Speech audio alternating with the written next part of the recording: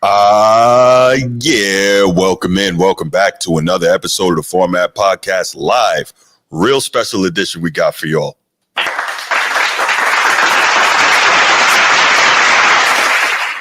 What's going on? What's going on, everybody? I hope you're enjoying a beautiful Saturday afternoon or a beautiful day whenever it is you're listening. We got a special treat for y'all. As you know, we don't normally go live on a Saturday afternoon anymore. However, well, let's say this. So you guys don't know, but I got my guys here. Opinion stated. I got my main man Q, the host of that. And then, of course, I have my main man Bruiser, sir, a.k.a. Bruce from the chat. And this is interesting, right? This is something that we decided we were going to do, Bruce and I, because y'all don't know that behind the scenes, we go through a lot of debates on a lot of subjects, like every day. We go back and forth, man, and we really go at it. And so what we decided to do was Bruce actually challenged me. He said, why don't we do this live? Let's talk about some of these subjects live and, give the people an opportunity to hear some of what we do. So we said, you know what? Yeah, let's work it out. Let's do that. And here these gentlemen are. And we have Q, again, the host of the Opinion Stated podcast. Go check that out. Real good content there. And he has been generous enough to come in and be the moderator so that, we don't kill each other between Baltimore and Florida. He has been generous enough to come in and be the moderator. What is that? Somebody mute your YouTube. Got it on. Yeah. It's muted. Awesome. So first and foremost, let's give a shout out to our guys in the chat. Chief Sid Bubba, what's going on, brother? How are you? Laker Nation, first ever member of the channel. I appreciate you, brother. Thank you so much for being here. And whoever else is in the chat, shout out. So I'm gonna go ahead, give my spiel, and then we're gonna have Q go ahead and open it up because as you can see, we have two really good topics that we want to get into here today and just, give you all a little bit of taste of what we do, man, because this Bruce and I, we do this. So there's an opportunity for you guys to enjoy that a little bit. So we'll be right back. If you're watching here on YouTube, make sure you go ahead, click that subscribe, that like, that notification bell. Make sure you're kept aware anytime we drop new content on the channel. If you want the audio only version of the podcast, open up your audio podcast platform, hit the search bar, type in the Format Podcast, and we should come right up. If you enjoy the content as you listen, make sure you give us a like, a 5-star review, and drop a comment. All that stuff helps us rise in the algorithm, helps us find more sports fans, helps more sports fans find us, and write it down, put it in your phones, make a note of it. The Format Podcast is live Sunday mornings at 10 a.m. Eastern. And finally, if you're really and truly enjoying the podcast and you want to help the show continue to grow, make sure you go ahead, click that join button, join the channel. We're going to have some exclusive content just for you. By the way, member exclusive show coming up this week. So be on the lookout for that if you're a channel member. All right. Q, I'm gonna let you take it from here, and you can open up with the first topic, my guy. Absolutely. So first of all, man, welcome to the show, everybody. Man, shout out to everybody in the chat. So, man, y'all already know what this is. Bruiser, are you ready? Yes. Bruce, a Format Podcast. Bruce, are you ready? Ready. So, gentlemen, we're gonna do this. We're gonna do this civil as you two can be. Yeah. Unfiltered. Bruiser, don't pull no punches. Be you, 100%. We definitely tuned. I'm in for that. When he told me what was gonna be happening today, I was all for it, bro. So I'm ready to hear the raw, the uncut, and I definitely looking forward to moderating this battle here. Ain't nobody getting punched in the nose. Only virtual slugs, but done respectfully, man, and done. You know what I mean? Like in a true fan with an opinion. Yes. You know, like fashion, right? So definitely excited to kick this off, brothers. We're gonna get into this debate with Cooper Flagg versus young Baltimore. Yes. The BMO Queen, Derik Queen, star at Maryland University, and Cooper Flagg, star at Duke University. And so the floor is yours, gentlemen. So, Bruce, we'll start with you, man. You're the guest here. So obviously, I can assume I know who you're repping for in this debate. You're repping for the young king, Derik Queen, and I got Cooper Flagg. And I guess the question here is, who, if both of them come out, both of them are good enough to be the number one overall pick in this draft. Yes. Where would you lean? So you told me behind the scenes that you would go with Derik Queen. So let's go ahead and start, and you can tell me what you see about him and what you think is the reason. Truthfully, first of all, how y'all fellas doing? Bruce? You know why? And the number one reason why I think Derik Queen shouldn't go number one. Truthfully, he got that Baltimore dog in number one. Truthfully, you seen it. What night was that? Tuesday night? When he hit like everybody say, he traveled, but the ref didn't call it, so it wasn't travel. There you go. Truthfully, no. All jokes aside, I'll go Queen. I feel like he has the higher upside by a tick. Okay. I may be wrong because he's 6'10" and still maybe growing. Great point. He's the he might. Well, how old is Dirk? Dirk was 17, 18. He got another year. He might fill out to 7 feet. The skill set that he has, man. Just look at that, man. The footwork, the know-it-all, to know when to go. Now he get the button, to know when to go, knowing when you got that mismatch. He can shoot. He's 14% from the 3-point line, but that doesn't tell the story. Not at all. He's 14%, but he got the right mechanics to get better. Just look, man. Just look. He's aggressive when he wants to be. I'm gonna get into the second part. He's nasty. He can be. He has a nasty streak. Post moves plentiful. His post move bag is plentiful. He knows that he's the bigger guy when he got so much smaller on you. You're not going to take no. When somebody's smaller than him, even when somebody not smaller than him, just like now, he took the guy for Rutgers to the whole probably about the same height. Look at him. He's smooth. Fearless. He's fearless most of the times. And I say most of the times because the day before yesterday, he wasn't assertive as I thought he should have been. I was very disappointed in him. Like towards the end of the game, he got a little aggressive on the boards, but it was by that time it was a little bit too late. He just wasn't assertive. He had the emptiest 27 points I've seen in my life. He had 27, but it didn't pop off the screen. And I'm disappointed in him because if you look at his numbers,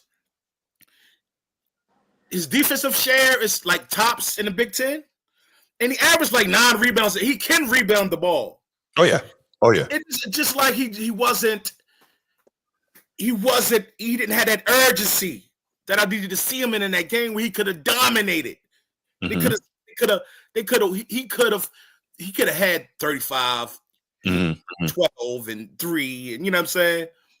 He just didn't take advantage of his God-given gifts that he had, skill set. He could handle the ball. He could drop step spin. He could drop step hook. He got the swim move. But he upset. I was so disappointed in him. It's just like he just was just happy to get by. Like, I know I'm going to be probably top 2 pick. I really don't care about it's like he didn't care.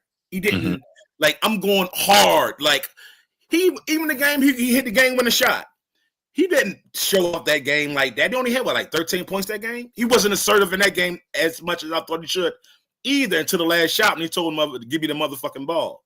I just think he has a higher upside. I may be wrong. Just my opinion. He from Baltimore? Yeah. Is that me showing favoritism? You know how I feel about my ball. You know how I feel about Baltimore, Bruce. I'm a prideful Baltimorean. I don't play about my city. You already know that. We get into it all the time in inbox. No doubt. So I just think he just that game. I hope he don't go in the NBA on that bull crap. And then they're comparing him to Jokic. I think his footwork is a little bit more better than Jokic. He played a little bit more. He played with more effort on defense than Jokic. I'm not saying he's better than Jokic. Y'all be a damn fool. Now, I heard Gene the other day say something about that he tried to compare him to the Dream. I'm like, God damn, you pushing a little too far there, buddy. Because with Dream in college, it was your dreams. hey man, you make sure you send me $5 every time you hit that goddamn button. You hear me, Brucey? But yes, I was mad that he wasn't assertive enough in the game Thursday night. I mean, I think I keep mixing it. I don't know whatever day it was. He wasn't assertive, man, and he could have been. His best game was against Manhattan. He had 22 points, 22 rebounds. That was a heck of an open, wasn't it? I mean, even though people may say, "Oh, it's Manhattan," but you punish him in front of you. But you're like 17 years old though, so. Huh? He was like 17 at the time. His very first college game. It was crazy. So you giving him grace for that?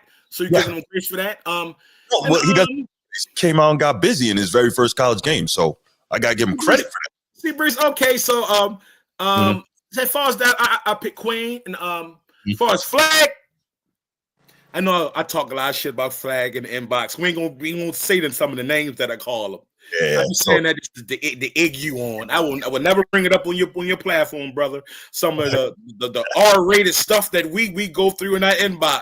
Yeah. Some of the harsh critiques and the language that we use in that X-rated version of us. We're gonna keep it clean on the format. Right. Kid showed me something amazing, man. Yesterday? The kid played with. He just played like he was far superior to anybody else on the court, man. It's just like, even though I pick, listen, let me say this. Let me say this. Okay.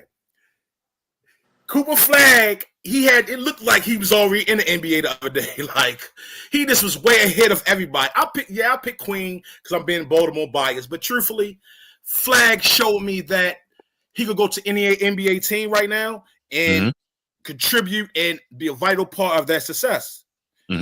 I'm not saying that Queen couldn't, but I see a Queen my 1-2 year probably he got to get stronger, of course. Even though he's aggressive though, now he'll body and body with you, Queen. But you got to get strong. But Flagg right now, he showed me so much. The urgency, the right decisions on the alley oops, the system that Duke run, he's running it to perfection. He's playing within us. He got that 30 playing within the system. He didn't ball hog to get that 30. He let the game come to him. That's what made it so special and pretty. He's just electric. He's a big ball of energy. He reminds me of Jason Tatum. Him and Jason Tatum has similar games, but I would say his ball control got to get a little better in his 3-point shooting. But other than that, his IQ is out through the roof. Yeah, I think Cooper Flagg is. I know I said some harsh. I'm saying this. I'm coming clean, Bruce. The kid is that because I always say no. He ain't like that. He just a souped up, quote unquote. I ain't gonna say the name, but I got you. So like, yeah. So what you think about Queen though, Bruce? Let me. What you? Oh, go ahead. Go ahead. Absolutely no.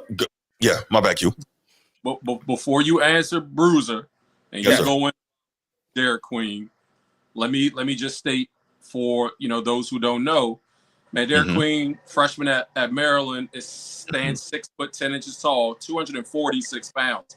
So as Bruiser talked about him needing to get a little bit stronger and all that stuff, he's got a great NBA body. I'll definitely say that, but I wanted to bring that into everybody's space of thought right now. Presently, or on the season, he averaged 16.5 points a game, 9 rebounds, 1.9 assists on 52.6% shooting from the field. So a really solid top to bottom stat line, especially for a freshman. Yes. My opinion, Bruce, I agree with you. But before you give this to Bruce and Bruce starts weighing in, you said something that I want you to dig a little bit deeper on for the sake of Lakers who's in the chat right now and some of the others who might be feeling like, man, there's some points that you didn't bring up. You did bring up something that's really important, I think, to kind of double down on it and expound on a little. You mentioned his IQ. Talk to me a little bit about what you see in terms of Derik's basketball IQ and his acumen right now as a freshman. You know what I mean? That stands out to you the most. Baltimore bias aside, what do you see in this kid's IQ? That he recognizes when he has a mismatch. He recognizes when this guy in front of me can't do nothing with me. That's the IQ that I see. And his ball handling skills and his playmaking skills are underrated, but his IQ of the point of I see this guy in front of me, he's fooled. I'm going to destroy him. I'm not going to let him off the hook. If he's smaller than me, I'm going to go over top and I'm going to take him down in the box. If he's slower than me, I'm going to jab, step, sweep, and go to the rack. He has that IQ of that I'm going to dominate you. He knows his defender, his opponent. I'm going to dominate you. You can't check me. I'm going to go at you. He don't let nobody off the hook. That's the IQ that I'm talking about. He don't let if he see a weakness in front of it, he's going to take advantage of it. Basically, that's what I'm saying. As far as his IQ, he recognizes the mismatch.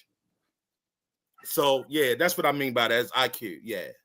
Okay. Look, yeah, great explanation too. And I knew you had a little bit more in that, and I like it because as we talk about a freshman, especially, you know what I mean, and both these players and their readiness to take that step to the next level respectfully, which is as basketball fans, we can all be touched by the fact that these two individuals have entered the college ranks after being standouts in high school, and now they're proving themselves on the next level. As we talk about them elevating beyond this level, clearly their upside potential, and Derik specifically, as we're talking about, is very high. But I definitely, that basketball IQ portion, I definitely wanted you to dig a little bit deeper on, brother. So thank you, I appreciate that.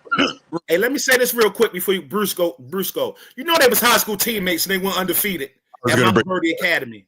Yeah. Cooper Flagg and Derik Queen were high school teammates. Ain't that something? And they look how they, you know, yeah. So yeah. Go ahead, Brucey. Thank you. So obviously you're repping for Queen here, and I'm repping for Flagg. If I had the number 1 overall pick in this draft, I would take Cooper Flagg. But before I get to that and bring up my case for Cooper Flagg, let me say this. I like to mess with you in the chat as well, right? So I give you a hard time about Baltimore bias and all that. But yeah. Queen, when I first saw him, I'm like, not really feeling it. And it must have been, you know, one of those games where he wasn't being particularly aggressive.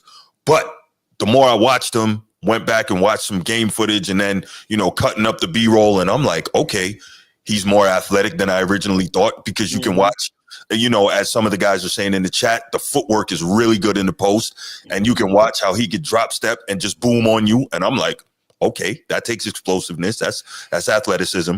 You can watch on some plays, he'll get out in transition at 6'10", run in the break and finish it or drop it off with a nice dime, you know. So there's that. And then you just watch how he can put it on the ground, as we saw in that game winner, and get past a lot of defenders on the collegiate level. How that's going to go on the professional level, not sure yet. But again, the kid is 18 years old, right? So he's got an opportunity where he's going to get bigger. He's going to get stronger. He's going to get more explosive. He hasn't even developed all of that physically yet. But to see where his skill set is and the natural gifts that he has at this young age, very, very impressive. So I got to say that before I get started. He is much better than what I thought he was. You know that I have a love and affinity for the old school big men who can get on the block and go to work. And I love the fact that he has that part of his game that really, you know, that I really enjoy watching that, as you well know, Bruce. So I think that that's awesome. Now, get into where I'm going. Cooper Flagg, I don't think there's any question that if this is a choice, you got to take Cooper Flagg, man. First of all, the league is now made on elite wing players, right? It's much less, you know, the dominant bigs or the guys who can go into the post. And I think personally that even with Derik Queen's elite post game, they're not going to use it the way they should when he gets into the pros, because they don't like to play a lot of dump it down to the back to the basket post up guy, right? So now everything is, you know, spread the floor, get a mismatch, pick and roll, elite wing players defensively, offensively. And that's what I see in Cooper Flagg. He can put it on the floor. Look at that. Bang. Took off from outside the dotted right there, right? Okay, cool. He's 6'9", you know. Look, beautiful footwork as well on the fadeaway, off the pivot, right? I love seeing stuff like that. He's got a different kind of game, as I mentioned, not just the finish through contact here, not just the whole, you know, hang out and shoot threes or, you know, slash, right? He seems to have a really complete game. He wants to play defense too. We see Absolutely. that. Now, is he going to be a shot blocker in the league? No, but you can tell he gives effort on the defensive end. Now, Is he jumping out of the gym? No, but he's trying to put on highlights when he gets into the open court. And that, nice drop off there, right? To the paint. He wants to produce highlights in the open court, which also is what the modern NBA wants to see, right? Yes. And then he's got strength. He can finish through contact. I love, watching that. Boom! Look at that. He boomed on the kid, and then he's got the nastiness in him. He went nose to nose with him after he boomed on him. Now in the league, that's probably a tech, but you love to see it. You can't stop me, right?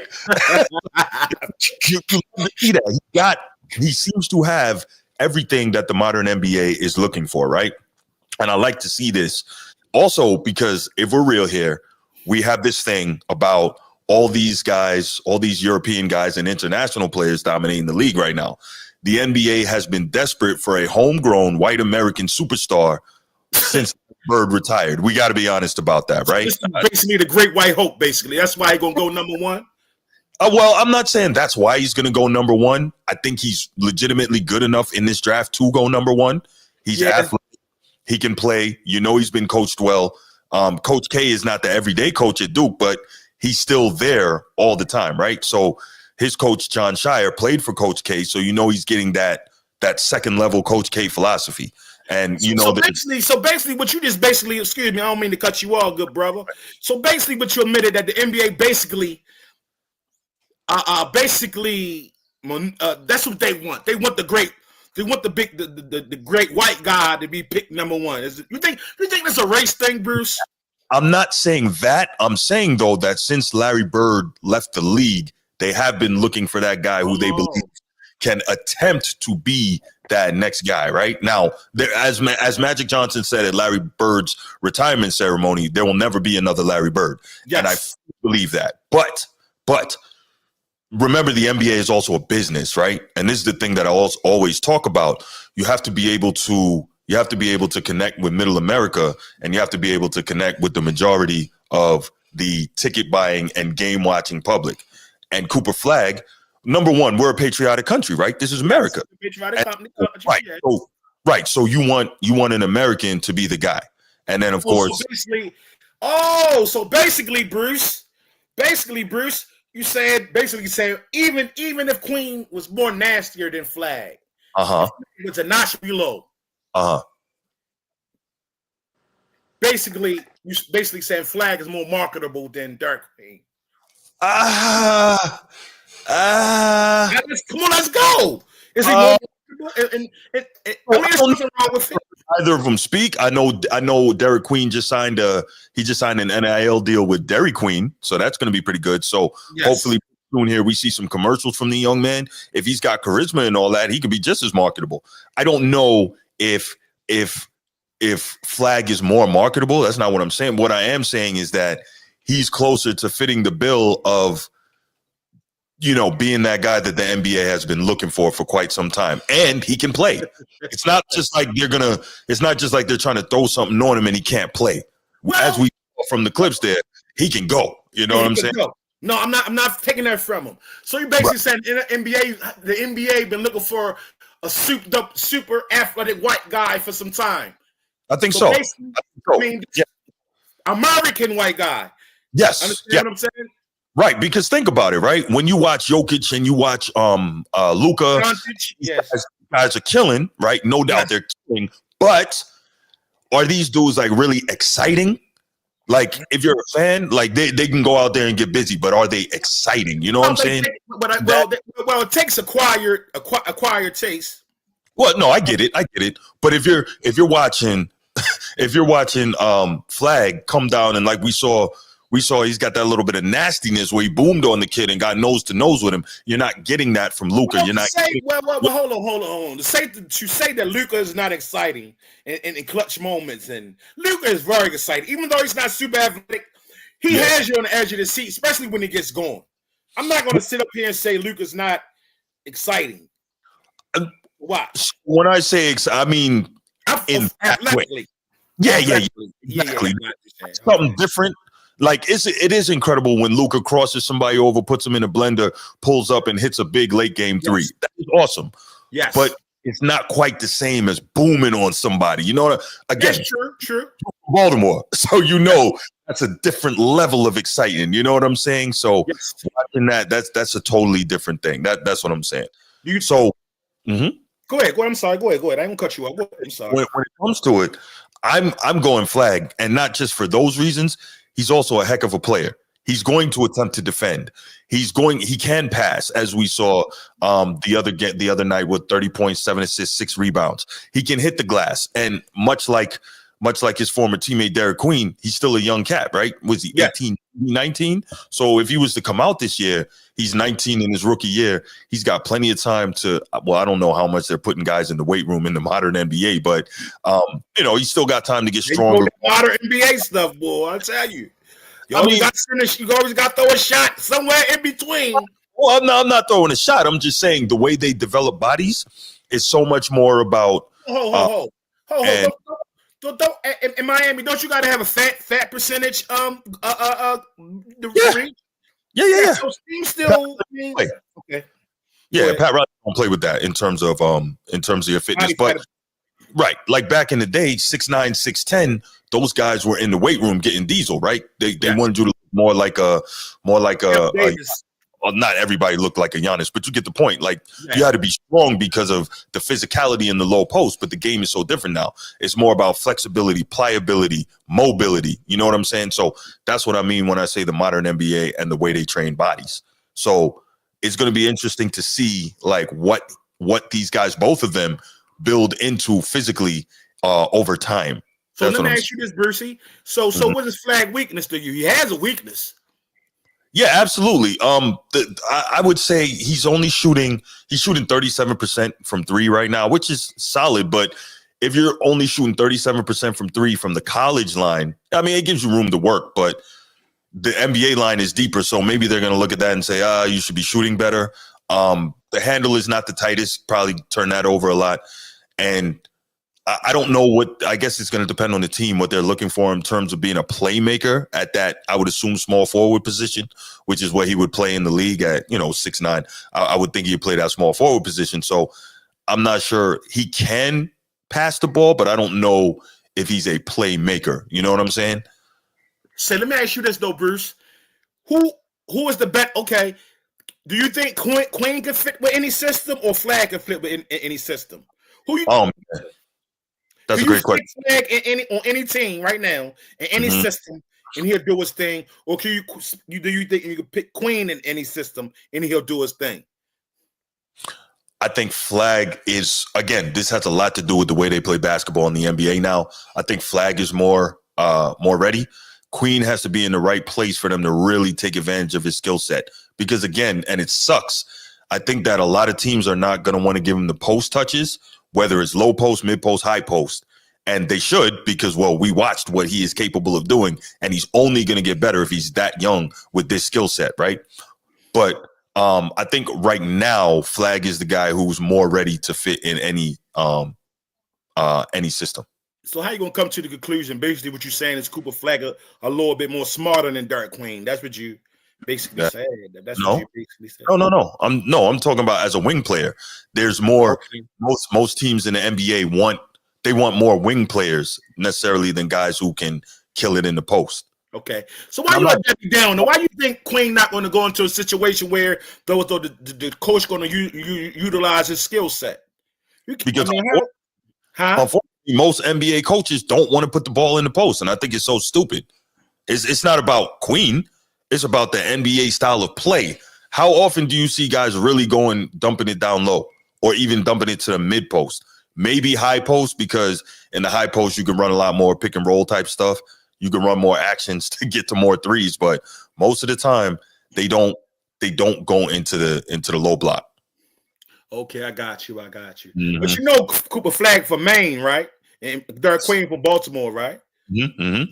I was messing with you, man. I do.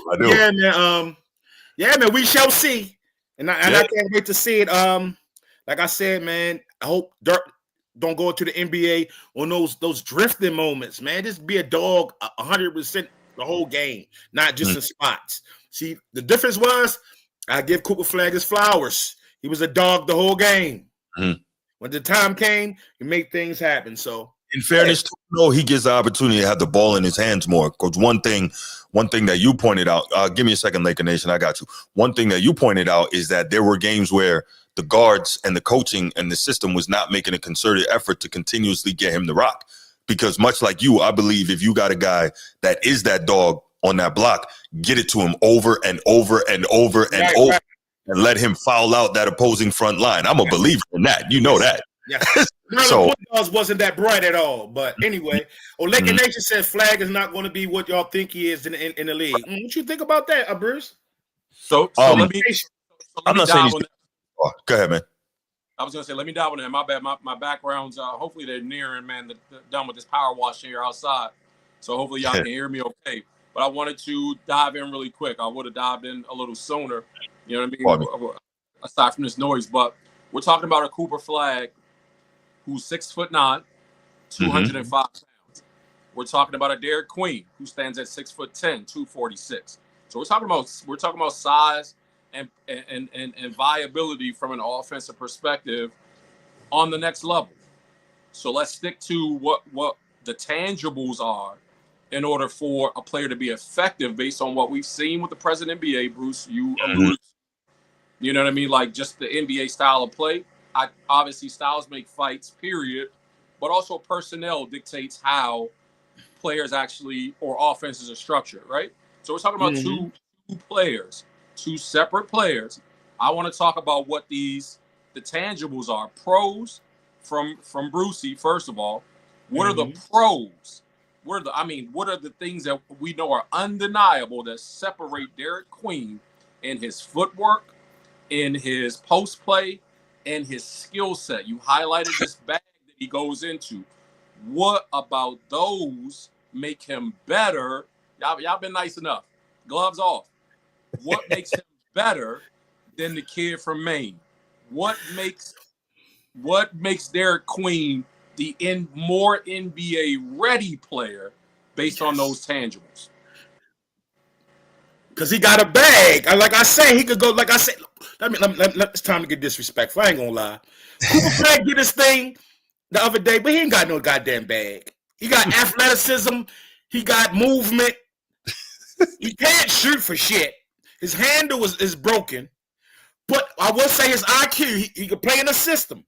I think Derik Queen will dominate in any system because it separates him from Cooper Flagg, and I think he will be better in the NBA because he has the footwork. He can shoot a 15-footer with ease. He can hit the three. His footwork is way better than Cooper Flagg's. His footwork will, if you go to the right system, and they have a point guard that put emphasis on getting him the ball in the post, and he got somebody that he can take advantage of, he gonna shine. Cooper Flagg don't have no bag. Derik Queen have a bag. Derik Queen can score on all three levels of the floor. Go ahead, brother. What's in that bag? What you mean was in that bag? Be more specific. Tell me what's in that bag. Drop steps, spin hook to the middle, left hook, right hook, swing move to the baseline, go up and unders. With both hands? Post a back down post fadeaway jumper in the box. With both hands. Huh? With both hands. With both hands. He got both ambidextrous. Like I say, he recognized when he got a weak defender. His footwork is immaculate. Have you ever seen anything of Cooper Flagg with a superior footwork, Brucey? Yeah, absolutely. I have. We saw it in the clips. No. Cooper Flagg has a great first step now. Don't get me wrong, but footwork leaves a lot to be desired. Queen, go ahead, Bruce. I'm gonna give you 2 minutes. I'm setting the timer right now. I'm gonna give you 2 minutes to rebut what was just shared from Brucey. Are you ready? I'm ready. I'm stopping you after this too, Brucey. I'm gonna give you 2 minutes after he's done to refute the fire that he's about to bring. He about to knock spark out of that kid from Maine. And I'm minutes. No interruptions while he gets his thing off. Let's go, Bruce. All right, so here's the deal, man. You dead wrong on this, man. You said Cooper Flagg don't have a bag. That's absurd, man. He definitely got a bag. Now, could his handle tighten up a little bit? Yes. But you seeing in the open floor as a 6'9" wing, he's crossing over on dudes and going to the rim, right? Now, I said earlier that I believe that Derik Queen is more athletic than I thought. But we're not seeing this guy taking off from outside the dotted and booming on people. We're seeing Cooper Flagg do that. Cooper Flagg is more active with his hands and his feet on defense, at least from what we've seen here. He looks like an outstanding help side defender. We saw that in the clips that I showed. We saw that Cooper Flagg he's got in the mid post. Now, I'm not going to say that he can deal with that he's as good in the low post as Derik Queen, but in the mid post, we see he's got the spin moves, he's got the step throughs, he's got up and unders, he's got the fadeaway jump shots, he's got all that. He can put it on the floor, step back, bang the three at 37% on the college 3-point shot. So we know that he's got range out to at least there. Was that 2 more steps back in the NBA? That's just something that he needs to work on, as opposed to what 14% you mentioned earlier on the season from 3 for your guy Derik Queen. Yeah, that's not a bag. If you're saying on the low block, I got you. Derik Queen's got that. If you're talking about the rest of the way in the open floor, defensively, moving his feet and moving his hands, if you're talking about on offense, what he could do to you, we saw it. Now, again, it's college, but we saw Flagg put guys in the blender, right? We saw him do that on the perimeter. Derik Queen, I think, is a function of at 6'10", 245, 250 in college, a lot of guys don't want to step in front of him. He's going to see more size than that in the league. Cooper Flagg is out here killing people. And despite the fact that he's from B-More and he's a dog, because we saw it the way he closed out that game, said, give me the ball, get out my way, Cooper Flagg is a damn dog too. I've never seen a player from Maine. He's the first one that I know from Maine, and he looks mean out there. He looks like he wants to go get at dudes. He's not soft. Brucey. You got 2 minutes. Get his ass. Man, Cooper Flagg ain't nothing but a souped-up Austin Rivers, man. Oh, Remember they pumped Austin Rivers up? Talk about Austin Rivers was gonna go to the league and destroy the league. Oh, he's Austin. He's what's his father name again? Doc Rivers. He's Doc Rivers' son. He's not but a souped up Austin Rivers that's gonna go to the NBA and his peak his ceiling maybe 16 points. He ain't gonna go past 16. False Derik Queen. You say it's funny, Bruce, right? Let me stop, because I was getting ready to say something. Boy, you was gonna remove me from the show, right? I swear, listen, all Duke players are souped up and get to the league and be trash. That might be a good argument, but go ahead. Sorry. Okay, maybe Jason Tatum, maybe Grant Hill, but it's so far and few in between. What you call him ain't nothing but the Kyle Singler, Trey Lang with her ups. All Duke players like that. Just like he just a Jason Tatum, a Jason Tatum clone. We've seen this before, but he ain't gonna be more as successful as Jason Tatum. I don't think he ain't got no hands. They're gonna lock him up. He don't have. In a tough situation, he don't have no go-to move where as though he could get to the rack on his own and make something happen in the clutch moment. Like my man Derik Queen from Baltimore. You hear me? Clutch, big dog, give me the motherfucking ball. Excuse my language. Yeah, y'all say he traveled, but hey, the ref ain't called it, so ain't no goddamn travel. He said, give me the motherfucking ball. Derik Queen, superior footwork and his basketball IQ. He can handle the ball at 6'10". He gonna fill out to be 7 feet. Teams will be time. Sounds good, man. Sounds good. Man. Y'all sound like two parents.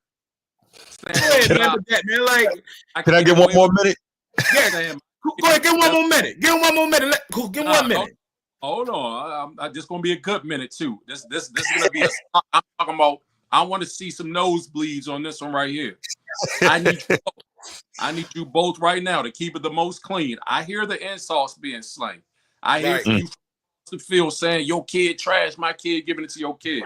But I want you to tell me right now who, Bruce, format Bruce, this is going to you first.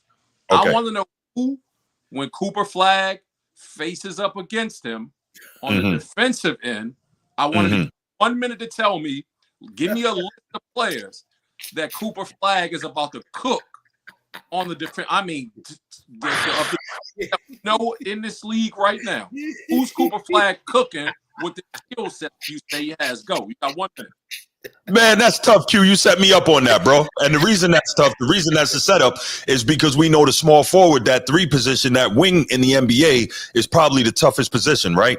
But I'll tell you one person I know he's going to cook. He's going to cook LeBron Raymond James, the quote-unquote king. He don't want any parts of that. He will destroy him on defense. He will destroy Luka on defense, and he will cook Austin Rivers. So, damn, that's all 3 Lakers that he will demolish, cook, destroy, eviscerate, and evaporate when they try to defend him in this league. There we go.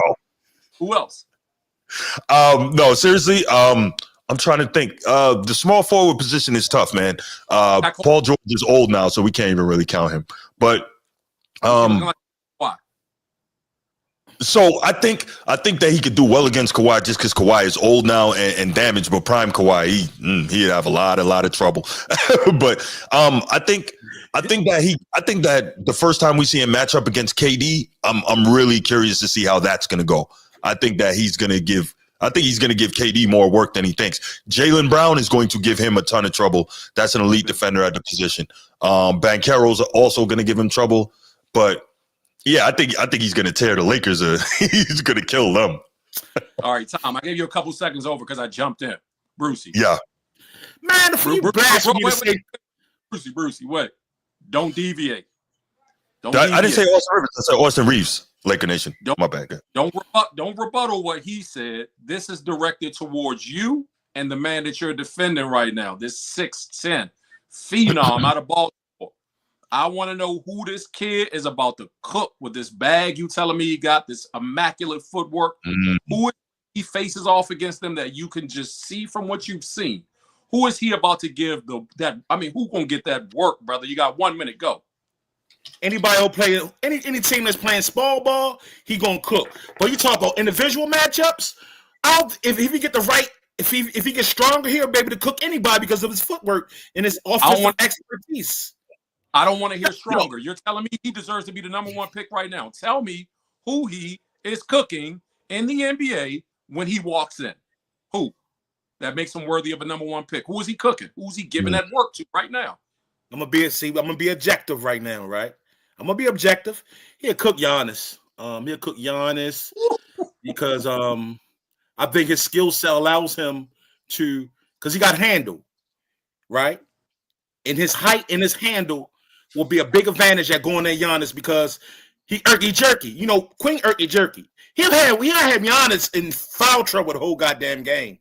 He'll have Giannis in foul trouble early because of his irky jerky style and his ability to control the ball when he dribble and his ball handling skills. And he's a Baltimore kid. He got that dog in him.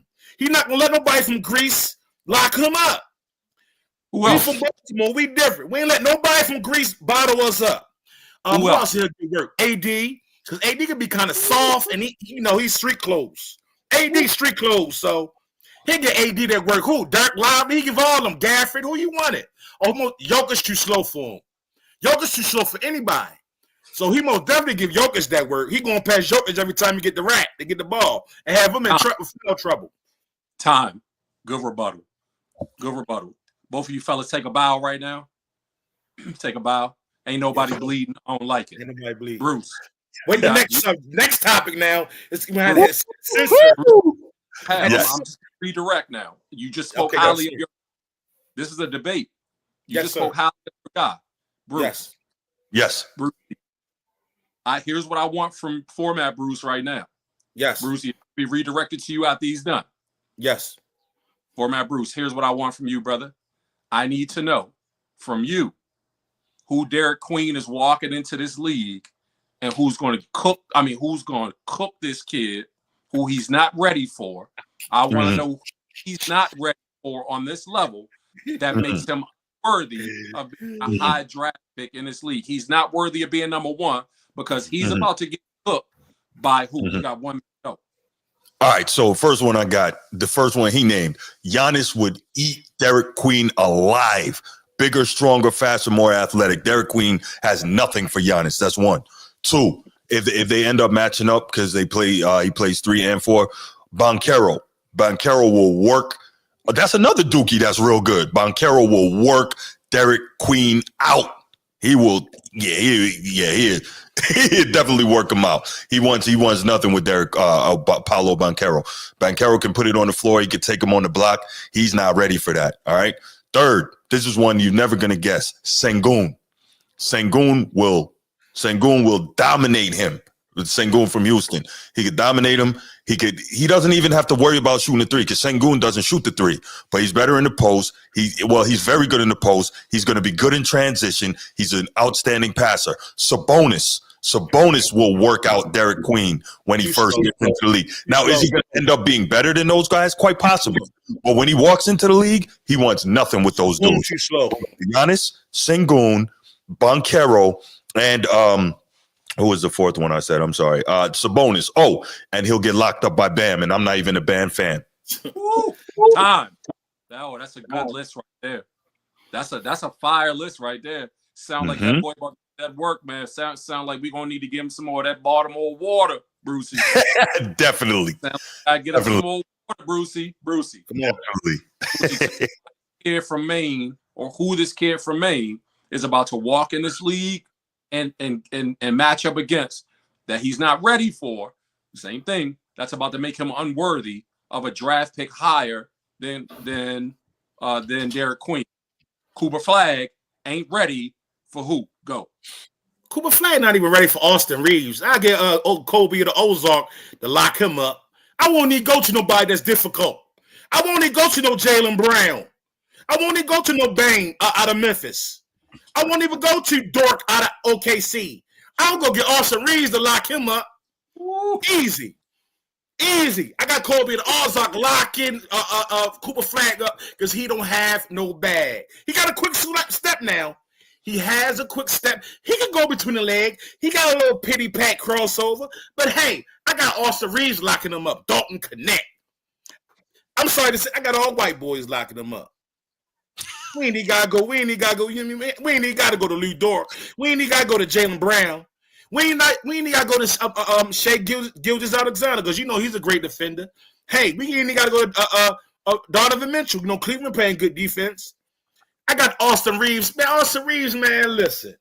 Austin Reeves gonna take upon himself of the white boy coalition to lock Cooper Flagg up when they play one-on-one. Talk about Cooper Flagg will come in there and do something.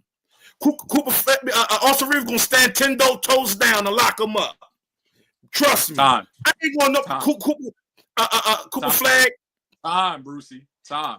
See, I'm ready to go off. See, I'm glad you stopped, man. I'm just getting ready to see. You riled up. Your face getting shiny and everything. It ain't like wait the next topic. Hey, listen, can I say something real quick? Opinion say when we go to the next topic, can you go to the timeline so we can let's go to from the first stop when Stephen A. would start pleading as a father. That's where it all started at. I mean, that's the same where it all started at. But this has been years of build-up, but recently. Start from down all the way down to to yesterday. And I'm ready to unleash. We'll go through a chronology there, man, when we get to that topic. Yes. We with respect. So yes. So good rebuttals. You know what I mean? I appreciate it. But we're having a debate, man, about these guys being the number one pick. Who's worthy? Who's more worthy of being the number one pick in a league that, quite frankly, coming out of college, most kids are ready for, most kids are not, right? Or most, I don't mean to call them kids. These are grown men. You know what I mean? About to get up here and match up with other grown men who are the best in the world. So what I want to know, I don't want to talk about, clearly everybody who walks into this league has to get better. We know that. I ain't talking about that. I want to focus on the skill set that they have right now. I want to talk about the skill set that they have right now and what that's going to look like. What is Derik Queen? I'm going to throw it right back to you, Brucey. Yes. What does Derik Queen have right now? I'm not talking about if a system is put around them. Yes. I'm not talking about any of that because I watched this kid from Maine walk into last summer and work out against the NBA Olympic team. Olympic team. Yeah. And get in that business. That. Right? So I don't want to talk about what a person got to tighten up with their left hand. I don't care about that shit. That's weird. I want to talk about what they have right now. So you tell me right now, what does Derik Queen have right now? I don't care about what he got to work on. What does he have right now, bro? That's going to help him integrate into the actual NBA that you see and that we watch every single day. What are going to be the things that stand out the most about this kid's game that are going to translate over? Doesn't matter if he's playing on the blacktop or in this NBA. What are those things? Okay. Before hold on, don't start the clock yet. I'm talking to the chat. I see Face the League talk about this ain't no serious convo, and there's not no trolling. I feel how I feel. There's not nothing trolling. Trust me, when I say what's out of my mouth, it's 100% how I feel. And y'all whining in the chat about this. Hey, we going off the whim. Man. This is sit back, enjoy, and chill, man. It's not trolling, brother. I'm dead serious. If you didn't hear me calling for the past couple months, you know when I say something, I mean it. There's no trolling. Like I said, Austin Rivers will lock Cooper Flagg up. I mean it, 100%. But like his ability to listen, his ability to be taught. That's what Derik Queen. That's the biggest thing that's going to translate. He's a humble kid. You talking about a skill falls from period. How you going to translate? His ability to be taught. He's a level-headed kid. He's humble, but got that dog in him, like he's from Baltimore. He's teachable. And I think, like I say, he has a footwork beyond his years. If you go back and look, I'm always go back to footwork because that's the key essential of a big man's game, a 6'10" man game. But the number one thing, he's teachable, man. That's the number one thing that's going to make him be a great player that he's destined to be. He's very teachable. He's a humble kid. He's a listener. He's likable, and he's honest. Like he said, give me the motherfucking ball. That dog that he has, that's what it's gonna make him translate to the NBA. He has that dog in him, and he's not afraid of big moments. That's another thing that's going to help him. He's not afraid of the spotlight. He's not afraid of the big moments. So I think that's like probably the main thing that's going to make him transition well in the NBA. He's teachable, and he got that dog in him, and he got that heart. You got to have heart. All right, cool. Good spiel. So sounds to me like what I'm hearing you say is that he was raised right, and he's a good kid. He's got a good soul. He's got a good, kind soul. You sound like JJ Redick up here, right? Like, yeah. Oh, he's got a good, kind soul, though. That does go a long way. The kid is not he's not going to be a disruptor in a negative way to the team and in the locker room. But you're saying he's going to be a great teammate. That's cool. That all sounds good. It remains to be seen. Yes. Redirected at you format, Bruce. Right now, Cooper Flagg is coming into the league with a skill set. Yes. Right now, that's going to translate into the NBA no matter what system he's playing under, no matter who's coaching him. But it's going to translate over based on his skill set. Go. You got 2 minutes. Right. So here's the thing, right? As I mentioned earlier, being a wing player that's the key position in today's NBA. And so with the way the floor is spread and the fact that he can put it on the floor, he has a quick first step. He has a solid handle. He can jump. He is athletic, and he can shoot the three, at least at a collegiate line, at 37%. All these things are going to translate over to the NBA level, right? Also, you can see that he can work it off the pick and roll, whether it's putting it on the floor or pulling up. He's got a step back. He's got a mid post and a high post game. All these things are quintessential elements of the modern NBA. He can fit in anywhere on any team right now. Now, the only thing I'll say is obviously he's not going to go to the Lakers and start a small forward, right? He's not going to do that. You got, freaking LeBron James there if he's playing the three, which is his natural position. He's not going to go to Phoenix and start a small forward. You got KD there. But the point is, he is good enough right now to start on just about all the teams as small forward in the league. He can do that if he's healthy. And he's only going to get bigger and stronger. But I'm not basing all this on intangibles. Oh, he's a dog. Oh, he's from this place. Oh, he wants the big moment. No. I'm basing it on what I've seen when Cooper Flagg gets out on that floor. Oh, and by the way, that's what I'm saying too.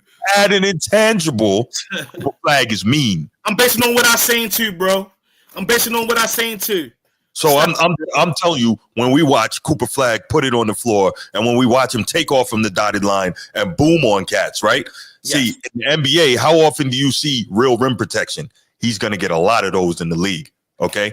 And again, to Laker Nation was saying he doesn't believe that Cooper Flagg has the footwork or the quickness to get past NBA defenders. One, I don't believe there's a lot of elite NBA defenders anymore anyway. That's one. And two, darn near everything is off some type of pick and roll action anyway.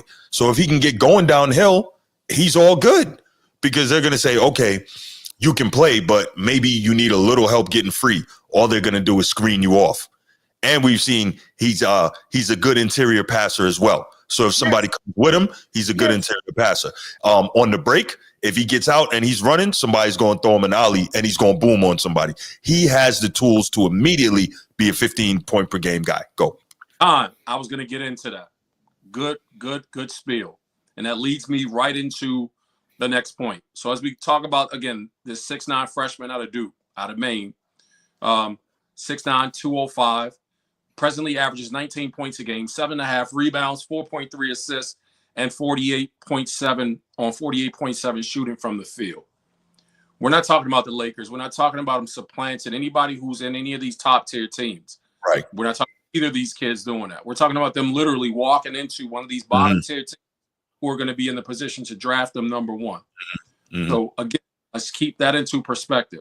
When I talk about, I don't want you to sidetrack in your he wouldn't start for this, but he would start. Let's talk about these bottom tier teams. We're talking Washington in the East. We're talking Toronto. We're talking Utah. We're talking Portland. We're talking those kinds of teams, right? Right now, Bruce. Right now, again, with Cooper Flagg averaging the 19 in college, Derik Queen averaging the 18. Was it 18-7? 16 and 9. So both 16-9. So both of them are averaging somewhere about 17 if we average it out, 17 and a half to 18. I want to know from you two, based on what you feel in terms of your guy being translatable over to the next level. What is this? Is this 16.5 for you, Brucey? What is that average going to look like? What kind of an impact can we expect offensively and on the boards from Derik Queen? If I'm sitting in that war room right now and I'm trying to decide between Cooper Flagg and Derik Queen, what kind of a point projection and production projection, points, rebounds, assists, everything, right? What kind of projection can I make? Can I hear from a Derik Queen guy right now what those numbers are going to look like in the NBA based on those bottom tier teams? He's getting all the touches. He's going to get all the reps. What's Derik Queen's line going to look like next season? You got a minute and a half. Go. Minimum 15, ceiling 20. Minimum 15, ceiling 21 points per game. 8 rebounds. One steal, a block and a half. That's me why you predicted, huh? If you go to the Wizards, and get the green light, if you go to a team like the Wizards that truly I don't think they have a system. I don't know what's going on in DC at the moment. If you go to someone like the Wizards, oh man, the ceiling is 22, 22-8, 2-1, 2 blocks, 1 steal. Rookie of the year. I predict if he goes to the Wizards, I predict right now, if he goes to the Wizards, he will win a Rookie of the Year. Cooper Flagg won't even be close. Won't even be close for Rookie of the Year. They might make him close because he's the souped up white guy. He's the great white hope that everybody's hoping and wishing that he take off like Bird. He's the great white hope right now, so they probably give it to him because of that. But if just like they robbed Melo, they robbed Melo and gave it to LeBron his rookie year. They did rob Melo. You already know why they robbed Melo, because it's Baltimore, because he was on the Stop Stitching DVD. Why they robbed Melo? Yes, they did. Plus LeBron also was time. Okay, yeah, they're gonna rob him. Rookie of the year. Rookie of the year. Sorry, but I'm just saying. I was making a, you know what I mean? I feel a you. caveat like He was robbed. That's not why he was robbed, but anyway. So just to take the points, you're projecting rookie of the year. Rookie of the year. I'm writing on the board. Rookie of the year is our projection. Yes. Between 15, 20, and 8 rebounds solid, about a block or 2 a game. So you're saying solid defense he's bringing and also offense. Noted. Yes. Yes. For Matt Bruce. Cooper Yes. Flagg the league based on his skill set and based on your belief. What makes him of a number 1 pick, and what's that line going to look like? What's that line that makes him of a first round draft choice going to look? Sell me on him right now. I need to buy. 16.5 points per game, 6 rebounds per game, 3 assists per game, 35% from 3, 46% from the field. That's what I see from Cooper Flagg as a rookie. He's going to have a lot of opportunities playing the position that he plays once again, and the way the modern NBA is in terms of that spread floor. He's going to have a fair amount of shots. He's going to have plenty of minutes, obviously being a number 1 overall pick. I think he's going to be just fine. That's easy work and rookie of the year. Easy work. Do you think easy work? Go ahead. Easy Can work. I say something? You think Race involved in this? And Cooper Flagg, in Cooper Flagg's pedestal they trying to put him on? Because everybody's saying he's this, he's that. You know, because from what we've seen, right? What was he? What he led the ACC in freshman in player of the month, player of the week. He led him in all that. And let's keep in mind, he was at Duke, which means that team is loaded with talent. He would have got bigger numbers if he wasn't at Duke. That's what held the numbers down. Yes. Yes. So to go back to the numbers, and because we can only use what's in front of us. Cooper Flagg, president of Duke, is this past regular season, averaged 19 points a game. Not sure exactly how those translate over into the tournament, because I'm not looking at tournament stats. But he averaged 19 points. Almost 20 points a game, or 19 points a game, let's just say, it's flat. Almost 8 rebounds, 7.5, 4.3 on nearly 49% shooting from the field. So bringing that over into the NBA, again, I can only base this on that summer, workout with the Olympic team. Everybody was raving about him. So only to say, to kind of answer Brucey's question about race being involved, I think this kid can flat out play. You know what I mean? Yeah. So we race aside, this kid can flat out ball. And you know what I mean? So I always want to make sure that, we get some overinflated, overhyped players that come into the league. Not every freshman, sophomore, junior, senior that goes to the college ranks comes over into the NBA and that game translates. So again, I just want to stick to, the facts here, and the facts based on this kid's numbers, you know what I mean? Say that he can, ball. That workout with that USA team and the way that the NBA pros actually raved about him, say that ball, right? That's so we just stick to that. The white hype machine and all of that aside, media hype aside, this kid can ball. Derik Queen can ball, right? Yes. So I want to just stick to specifically, if we were to match these kids up based on their present, what they did on the college level, if we match them up against each other on the pro level, when they're 2 teams square off, what's the matchup going to look like? Who's giving who the business? Who's eating who's breakfast? Brucey, I'll let you start. Easy. That Queen get Cooper Flagg work. He too small. Too small. Got too many scales.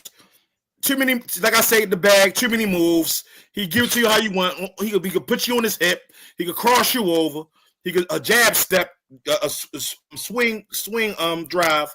Too small. Cooper Flagg is too small. Yes, he's athletic, but Queen will dominate him simply because he's from Maine and I'm from Baltimore. That's how I'm just saying. I don't mean to take it there. I don't mean to hold up. I don't mean to make it geographical. But we not let nobody from Maine do nothing to us. You know what I mean? Bruce, on the defensive end now, is Derik Queen adept at being able to stop a Cooper Flagg? Absolutely. He got quick feet. You ain't see that? You ain't see quick feet got quick feet. Absolutely. So he's not only, because we old school cats, man. We over 40.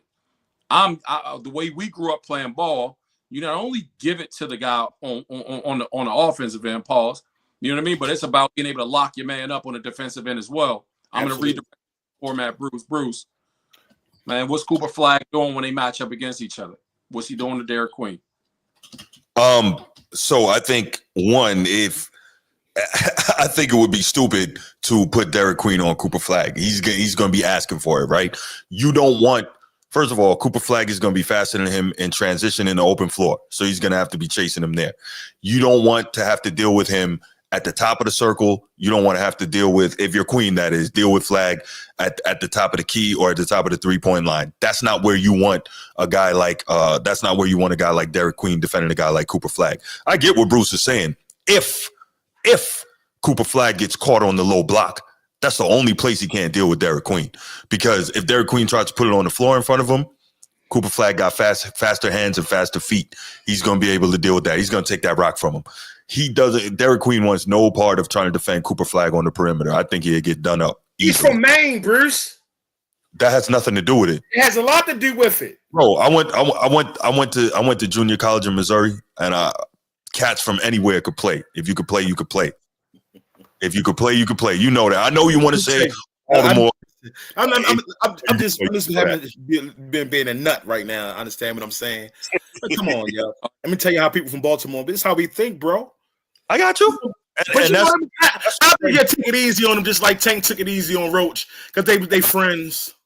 He'll take it easy on Coop. But that's how we think in Baltimore. We probably think, man, I'm from Baltimore. He from Maine. I ain't gonna let nobody from Maine do nothing to me. That's how it is. This is like somebody from LA and Chicago be like, or right. New York. You know, your New York guys was back in the day. Y'all thought y'all was better than everybody or anything. Here's the flip side, though. You don't think that Cooper Flagg has dealt with that his whole life? Yeah. He got a chip on his shoulder. You know what I'm saying? Let me be objective on some real shit. The kids, Cooper Flagg is really good though, because he showed, like you say, he showed out against NBA players, and it was very impressive. So, but like I say, I'm still gonna subscribe a hometown. I don't care what nobody says. I got that.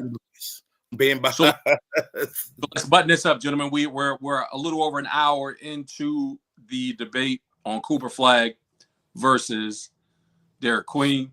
I know y'all want to get to the next topic. So, you know what I mean?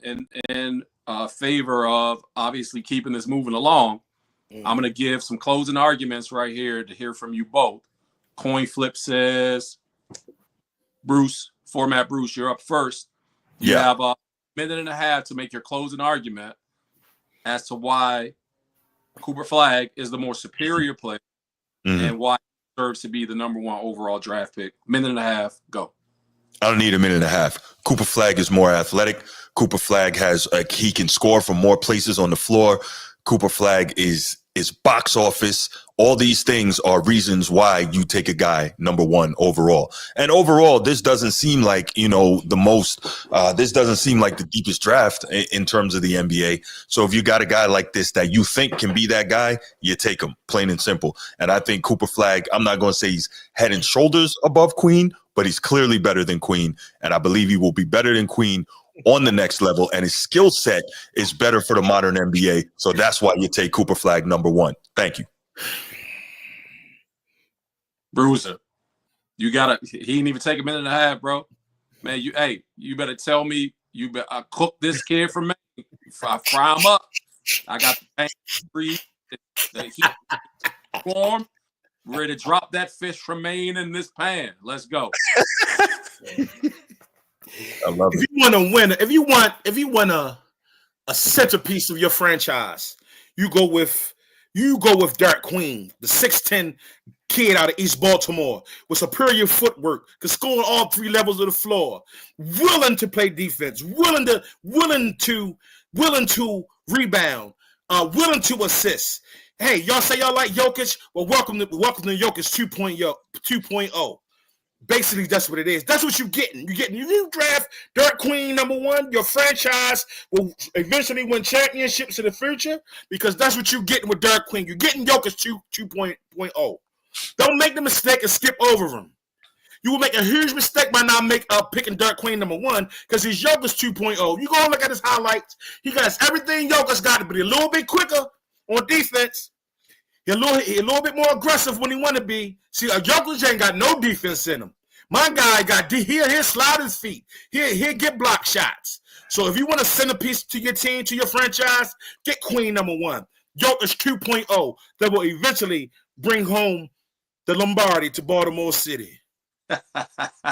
I love it. So great debate, gentlemen, on Cooper Flagg. I'm not sure if the folks in the chat are swayed off their position and what they think. I know that Bruce wants to open the phone lines before we go to the. Is that what you want to do, Bruce? You want to open the phone lines and take some comments? Let's take a couple. Absolutely. I know Laker Nation wants to get Call in. Don't be scared. Don't be scared. Let me do, as we wait for the first caller to call in, just so that both of you can weigh in on this right here. Who ends up having the better career of you guys? Just give me about 30 seconds on who you think is going to have the better career. Bruce, you go first. The better career. Hopefully both of those brothers have great careers. But of course, I'm gonna lean with the Baltimore kid. Of course, bring it home to the city, baby. The Baltimore kid gonna be motivated. He came from I ain't say came from nothing, but different environments, different upbringings. He gonna be motivated to prove all his doubt is wrong. And I'm not gonna say that's kind of a crazy question to say. Who had a better career? Hopefully, both of them had the great careers. But I'm gonna always go with the Baltimore kid. I think it's the skills. I think the skills transition better. But format Bruce, who you got? I definitely got Flagg. I just think that playing that wing position, that probably going to be that small forward guy in the modern NBA. I think that that's the position in the modern NBA. I just. As good as the young fella is, it's just a situation where that's not playing that low block is not made for the modern NBA. So I think it's going to be Flagg. He's just got more to start with. I think he's got a higher ceiling. It's going to be him. Got you. We got a call. It sounds like. Let's get it. Yes, sir. Yes, sir. Laker Nation, what's going on, brother? Hey, thank you, Opinion Theater, for finally getting these two to debate. Man, I thought I was watching a pillow fight for a second. Being all friendly and shit, giving everybody else guy props. Man, get the hell out of here with that. Keep it clean, man. Man, he had to get y'all to stop debating shit. Well, trust me, next subject is going. I'm going up. I'm sorry, I'm going up. No, you ready? I already know you were ready for that one, boy. Look, I'm gonna scorch him on that. You already know. I've been preparing for about 3 weeks now. I've been. I'm gonna make it quick. Yes, sir. I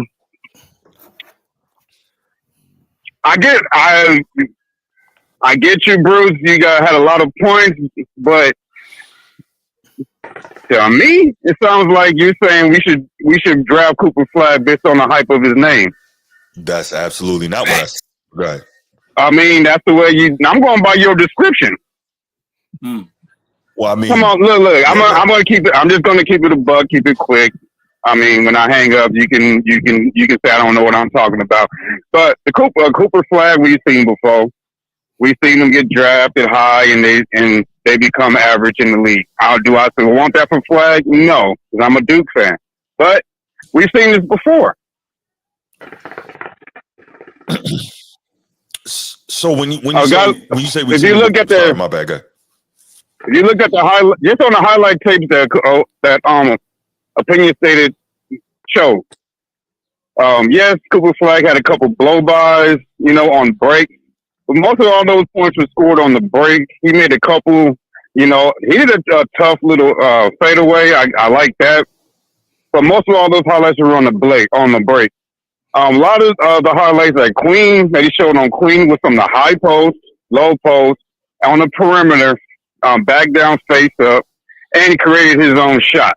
I saw more of that from Queen's highlights than Cooper Flagg. You never answered my question as to who is he going to get his shot off when his team needs a bucket on in the NBA. You never established that. Mm-hmm. I think I did when Q asked me what players would he be able to come in and cook. Yeah, but I'll say this.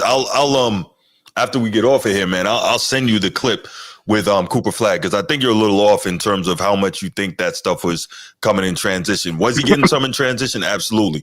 But he was also getting a fair amount in the half court in the offense. But go ahead, man. Yeah, off a double screen. But didn't somebody say a while back when they're making a critique of LeBron, saying that if you can only get your shot off on screens, then you should not be a high you're not a good isolation player. Didn't somebody say that? Yeah, I said. Yeah, I said that. But I'm also. I watch Duke. I'm also not. I watch saying Duke. that. He gets a lot off. He gets a lot on the set offense off of screen action and coming off the ball on off screen. Not. I said this is not to disrespect Cooper Flagg's game, but this is what we see. Talk to him, Laker Nation. So. Explain how he's going to be, he's going to come in ready and cook these guys when in the NBA, you're going to get into situations where you got to get your shot off over these guys. And you've been a little disingenuous saying there's no quality defenders in the NBA. That's not okay. It's because the defense because the offense is more focused on, don't mean there's not no quality defenders, and they go at rookies. No, I didn't say there's no quality defenders. I said that a lot of they don't play defense in the NBA like they used to. I don't think there's a bunch of elite defenders anymore. That said, I'm gonna, when we get off of here, I'm gonna make sure I send you the actual video, because I only took a couple clips. I'm gonna send you the whole video that I cut from the Cooper Flagg. He does a lot in the half court. Yeah, he does get the screen sometimes, as is, ball screens are a huge part of modern basketball, college and NBA, but he also does a fair amount in the half court by himself. And I made sure I cut some of that too, but it's all good. I think that's the fun of this thing, man. We have our opinions on this. And again, I don't want anyone thinking I'm saying Cooper Flagg is going to come out here and be Larry Bird. That's absolutely not what I'm saying. But when you say we've seen this before, he's also not going to be Adam Morrison. He's not going to be the Jimmer.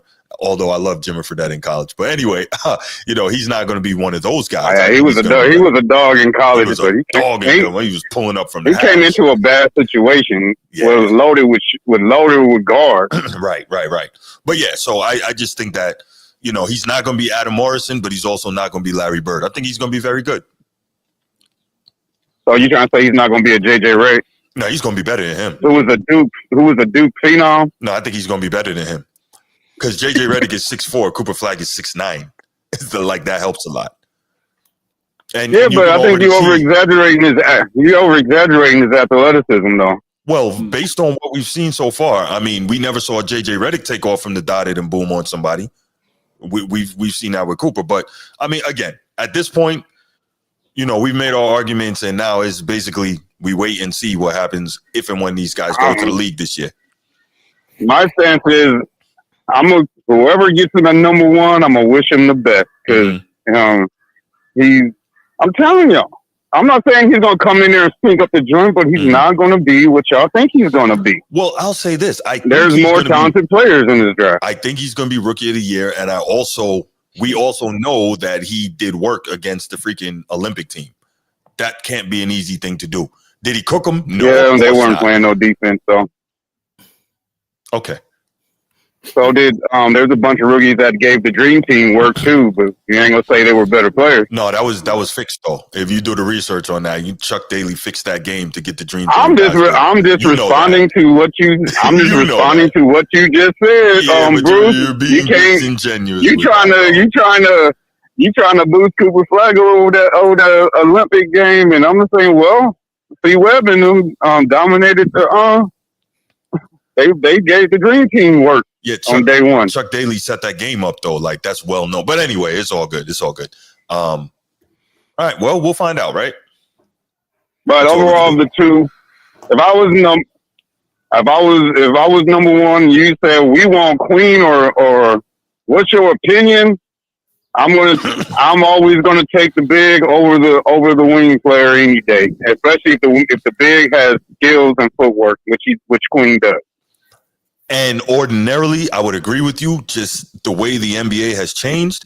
And that's so funny because you guys always get on me about, being an old school NBA guy. And y'all know that I love the bigs, but that's not the way it works anymore. So, Man, Brucey, I'm still in your debate here.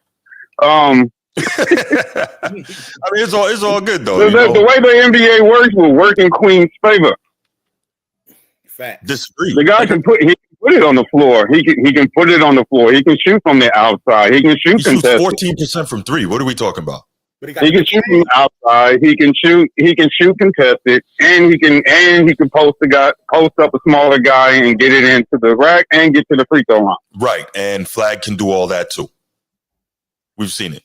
Just saying, and he's bigger. Okay, bigger. Well, there we go, man. There we go. Opinion stated. We gonna see. You're gonna do it. I predict, and halfway through the season, you're gonna do a show. And you're going to say, man, Laker Nation called this shit. He was right.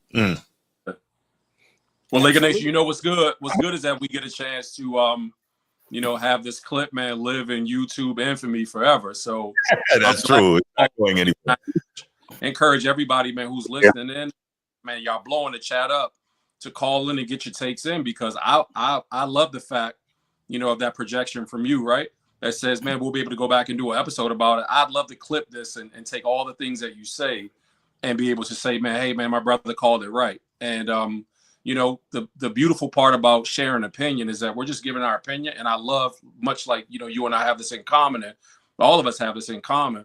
We can give opinions, man, but we like for it to be grounded in some reality and in some fact, most, so that when a person, as we talked about yesterday, Laker Nation in the chat, when a person disagrees with my take and my opinion, it's like, okay, well, it's based on facts, right? So I don't gotta get offended by it. You're not disrespecting me by going against my opinion.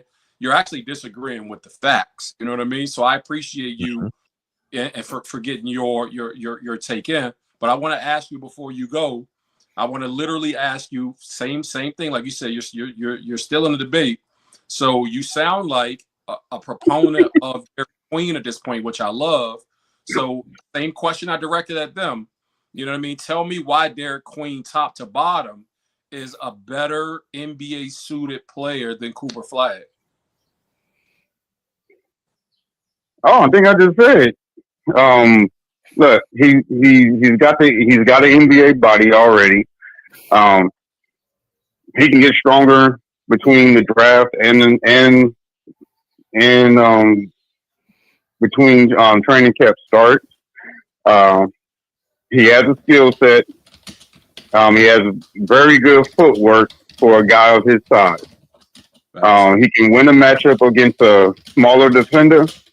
You put a bigger guy on him, he can take him out on the floor, get around him off the dribble. And if they body him up, he can shoot over the top. He got the size to shoot it over the top, and he has shown that if you can test his shot, he can still knock it down. And that is big, huge in the NBA. Because you're going to have to shoot, especially when the shot clock is going down, you're going to have to make a contested shot. And Queen has made a plethora of contested shots. Yeah, you're going to get stronger guys, but I feel like he can match their strength with his. Cooper Flagg, on the other hand, has to get a whole lot stronger to deal with these Kawhi Leonard, to deal with those strong guys that's going to, hand check them to slow them down. I haven't seen. I'm sorry. I just want to jump in real quick. What would you think about this comp? Do you think this is a fair comp for Cooper Flagg? What about Lauri Markkanen? That's. Ooh. Well, Lauri took a while. I think he's a little more athletic, but I think that's not bad. I don't think he's quite the shooter either that Lauri is. So Lauri took a while, and he fought through. Came into the league. Because those are two different Lauri Markkanen. That's true. Let's go. Because the Lauri Markkanen of today is head and shoulders above Cooper Flagg right now. But the Lauri Markkanen that came in, Cooper Flagg was slightly better. Okay. So you think Cooper Flagg is going to translate into being a better pro faster than Lauri Markkanen? It's gonna take a whole lot more. It's gonna take a whole lot more work than. It's gonna take a whole lot more work because, just from what I'm seeing, what I'm seeing as far as how the NBA game is, he's gonna be a great spot up shooter. He's gonna be a great spot up shooter. Absolutely. So he might turn into that. But as far as being like a dog face of the league, I do not see that ever happening. I said that. I didn't see that. Real quick, shout out to G. What's going on, G, man? Appreciate the super sticker. 999 super sticker. Definitely appreciate that, brother. Thank you so much. G ain't here just in time for the main event. Because this break, all gloves off. About to watch ain't no more sense. The censorship sticker is off on the next. So I ain't gonna do that. But you got any more questions for me? That's it. Big O? Nah, but I appreciate you, man. Yeah. I just kind of wanted to hear your take on that. Like I said, thought about that as like you I were say, good thing about the internet is you can keep receipts. If I'm wrong, which I doubt that I am, I'm hardly ever wrong when it comes to basketball. Because I called Austin Reeves turn into what he is, and he's gonna get better. When he was getting destroyed his first 3 years in the league, and I was like, man, Austin Reeves is gonna be a dog. Just give him time. Mm-hmm. I feel like I'm right about Cooper Flagg. No, he's not gonna turn into no Tyler Highsborough or no Christian Laettner, but he's gonna be more of a spot up shooter in the league than a superstar. Kyle Singler. I'm gonna get off and let other people call in. That would have been my take if I was debating. I'm not stealing Brucey shine, but those two, I would take Queen. But Ace Bailey's my guy. Well, let me say something. Hey, Laker Nation, appreciate it, man. Showing my boy Queen some love. I could tell like you really know ball. No, I'm not trying to cut you off, but I'm only respecting what I see. Yeah, but you can tell that you know ball, man. Like, you really know. Like, he's saying what I'm saying. So, he hit everything on the button. What he just said, everything about Queen. Yeah, you can scrounge your face up all you want, Brucey. Hey, you ready for that? Hey. He always frowns his face up because I don't let him get away with all that stuff. He be trying to push out there. I don't let him get away with it. He don't like it. We just like you, Bruce. We debate all day long. I be like, Bruce, stop it. Chill with all that. Stuck in the '90s mentality, man. Come on. We go at it, but he know I know what I'll be talking about, even though he don't want to admit it. It's all good. Just wait till June. But all right, Bruce, you're still my guy. I love your show. But I'm gonna let Steve call. No doubt, brother. Appreciate it. No problem. Right, hey man, don't sound depressed, Bruce. Man, we good, man. He ready loosen up. Trust me. Depressed, man. Man, listen, ain't none of that, man. It's all good, man. You all like good. Okay, yeah, it's all good. Sound all deflated and shit. Brucey won the debate because you sounded deflated. Man, you sound silly, man. And I'm out. All right, brother. Thank you, Laker Nation. Steve, go ahead, man. Give us a call, and then after that, we'll move on to the main event. Yeah, don't be scared now, buddy.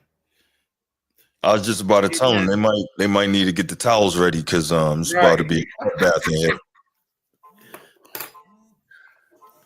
Waiting on you, Steve. Yeah, while we wait. Oh, there he goes. What's up, Steve? What up, Bruce? How's it going? Maintaining. What up, Q? What up, Brucey? What's up, Stevie? Hey, Brucey, where the women at tonight? Oh, man, I don't know where they at. They might pop in. Hey, I need me one.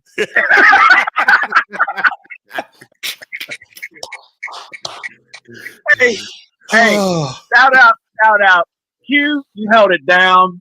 Brucey and Bruce, that was a great debate. I appreciate it. I appreciate this. This was a mix-up. This was fun. This was entertaining. I like this head-to-head matchup. That was fun. Totally entertaining. So I'll just wait. shout out to all y'all. Y'all did a good job. Hey, Steve, it's ready to get darker. Yeah, you ain't seen nothing yet, man. I'll call back. No doubt, Steve. Hey, Yeah. First off, I don't think this is a conversation. I think both have really good upside. It's not to say picking one just to diminish the other. Right. That's not the case. And I get this was kind of blood sport debate. That's kind of how we all wanted it to be and everything. I think Queen's got a lot of upside.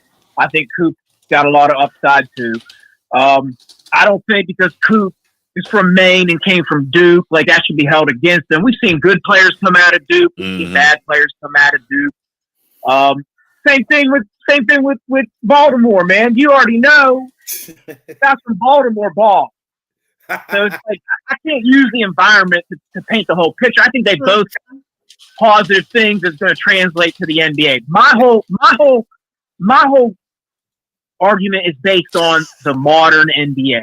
And I think Bruce, not that Brucey didn't articulate a good case for Queen, but it's the way the modern NBA goes, I definitely think Cooper has more of a it's not to say in the long term Queen is not going to be a dog, but the immediate impact that Cooper can have because of his spacing ability, his ball handling ability, and let's be honest, the usage, the volume that's going to go through him versus someone like a Queen. And it's nothing against Queen. He's just a big. He's a power forward center type. Where it's we already know he's dependent on the system or the guards to get him his looks in his spot.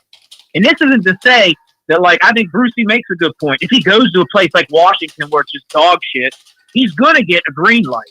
So it's his volume will increase if the system allows it. Cooper has the skill set and the ability in the modern NBA where it's he can kind of go almost anywhere and he's immediately going to play because they need wings. That's the thing. And the thing is, you're not limited to playing one wing. So it's I know it's not going to happen because they're not going to get that far up the draft Flagg. But let's say Flagg does play in a Phoenix with a KD, or if he goes to somewhere like a Boston where they have two wings and Brown and or LA where they got multiple wings. You're not limited where it's I can only play one wing. Cooper's got the ability to handle the ball where he can play with those guys. Yes, it's not that way where it's Queen's going to have to be the big guy because nobody's out here rolling out too big. And I think it's going to take a learning curve for him. It's not to diminish what Queen did in college. He put up 16 a game at Maryland in college. And he didn't have that many. It's not that Maryland wasn't good because I watched Big Ten ball. So it's not that Maryland wasn't good, but he was averaging 16 points in a league on a team where it's there's not many guys that are going to take the ball away from Queen. Right. They got a good roster, but they don't have somebody at Queen's caliber on Maryland's team that's this guy's going to get more volume than Queen. That's why I say it's going to be hard for him to average 15 to 21 a game in the NBA right off the bat. That'll develop. That's not to say but we're talking year one. I think Queen's going to have a little bit of a transitional period because it's just, we know how the modern NBA is. You have to be a standout big to be getting your post touches. And that's what I've been saying, yeah. Let's say he goes to the East, okay, because you're going to have to deal with the Orlando bigs with Pablo there, the Cleveland bigs, the Boston bigs, even Al. If Al decides to play again, in the Milwaukee bigs, he's just going to have, you got a Miami in there where they got a Bam. So it's it's not to say in the long term, Queen is not going to develop and be that 18 to 20 a point guy. I'm just saying immediate impact. I can understand why people would look at Coop's game and say, this is the guy that we're going to pick because we can fit him in right now in this modern NBA, and then he can grow from there, just like Queen could. It's not to diminish Brucey's argument. It's not to diminish Queen. He's a dog. Trust me. I watch plenty of Big Ten ball. Facts. What I wanted to say is, I had the number one pick in this draft. I'm not saying I wouldn't take Cooper, but I agree with Laker Nation. I like that Bailey from Rutgers. Actually, I like two guys from Rutgers, Harper. And Bailey. Mm-hmm. Harper's son is a dog. He's been battling injuries all year, so he didn't get to really flourish. But I've seen that kid play. That kid's a dog. Mm. So it's like, I'm not saying that they should go number one. I'm not saying Queen should go. I'm not saying Coop. But if I had the number one pick, I'd almost say I know Cooper's got all the hype behind him. Mm-hmm. And to a degree, I agree with Laker Nation on that. He does have a lot of hype. He came out of Maine. He does. Everybody saw the highlights. He went to Baltimore Academy, transferred. He balled out there. Mm-hmm. And everybody got and that's like Queen. The school. With Queen. So, Yeah. But it seemed like he got more of the attention than Queen. And it's because it's just natural. When you have the ball in your hand, that's you right. get the volume. It's just natural. You're going to get more attention. Not to diminish Queen. The kid is a dog, and he's going to be a beast. But it's like an immediate impact. But if I had the number one pick, I'd almost trade down, and I would get one of them kids from Rutgers because I think they're a safer pick than Queen and Flagg both in the long term. That Ace Bailey, that kid's a dog. He's got the perfect size and ability for the modern NBA. Mm-hmm. He's got like a Pablo Boncharo game. Like he can do a little bit of everything. Right. And he's got a skill set where it's like he's really not limited. And he can guard just about anybody. But I think that was it. I asked where the women at. Talking about H. Bailey. I shouted out Laker Nation. I think that covers it. I'll call back after the next topic, though. Appreciate you, Steve. No doubt. Appreciate All right. Shout out, everybody. I'll be in the chat. All right, Steve. Go Irish. Go Irish. Before we move on to that next topic, real quick, let me just say shout out to Nino, Action Jack, one of my main contributors to this channel. Thank you so much for the super chat, man. Always appreciate you. Yeah, man. We grind in here. Don't expect it to be like this every week though, but we definitely trying to pump it out, man. So appreciate the love, appreciate the support, man. All right.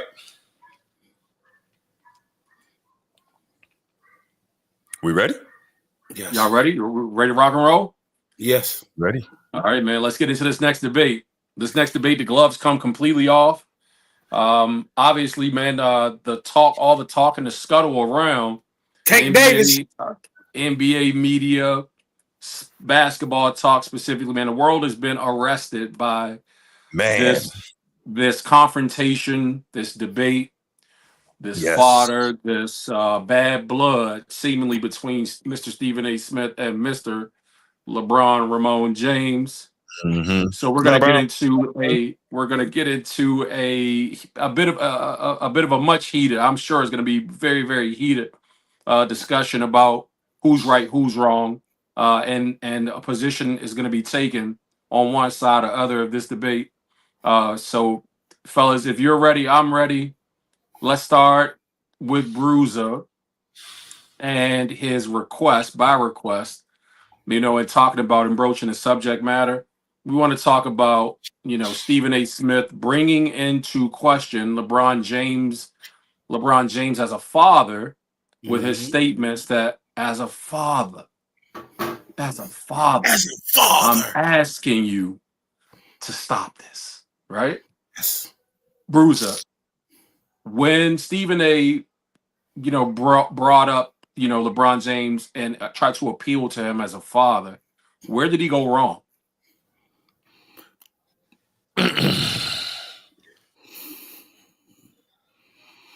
He went wrong when he went public with the shit. Excuse my language. Why you going on national television pleading to him as a father like LeBron is not a great father for putting his son on? That's what you're basically doing. You blaming LeBron for getting Bronny in the league. You pleading as a father. He's begging a grown man on national television to you're basically telling LeBron he's not a great father and his son is trash. That's what you're basically saying, Bruce. That's what you're basically saying. He's basically saying he pleading to him as a father on national television where he could have basically him and Rich Paul cool friends. Why he didn't relay the message privately? Why he going on national television pleading and begging LeBron as a father to basically banish your son to the G League for the rest of the year, like he was a scrub. Basically, that's what he basically was saying. Like your son is scrub. He basically calling us. He begging you to talk to the higher ups, or you make the call because for real, he's the GM in LA for real.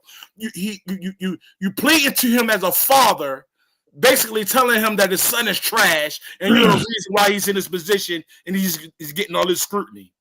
And he's pleading like a female. He's pleading. I'm coming to you as a father.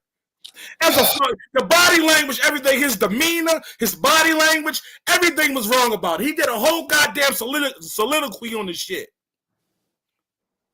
You pleading to a grown man on national television talk about as a father? What are you talking about as a father? Pleading as a father. That's too personal. Why are you getting so personal on national television? You talk about your cool friends with Rich Paul, and Maverick Carter. Why not relay the goddamn message privately? All right, so to that, Bruce. Television, hold on.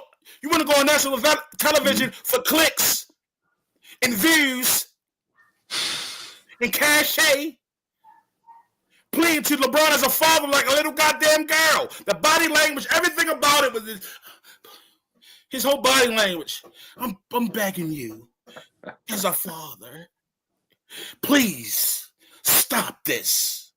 Like, come on, man. Stop the fake shit. Stop the fake shit. Then people talking about, while LeBron approached him publicly. He did. I'm so happy he did that. I mean, we're going to get to that part, but God damn it. Listen, he was a punk.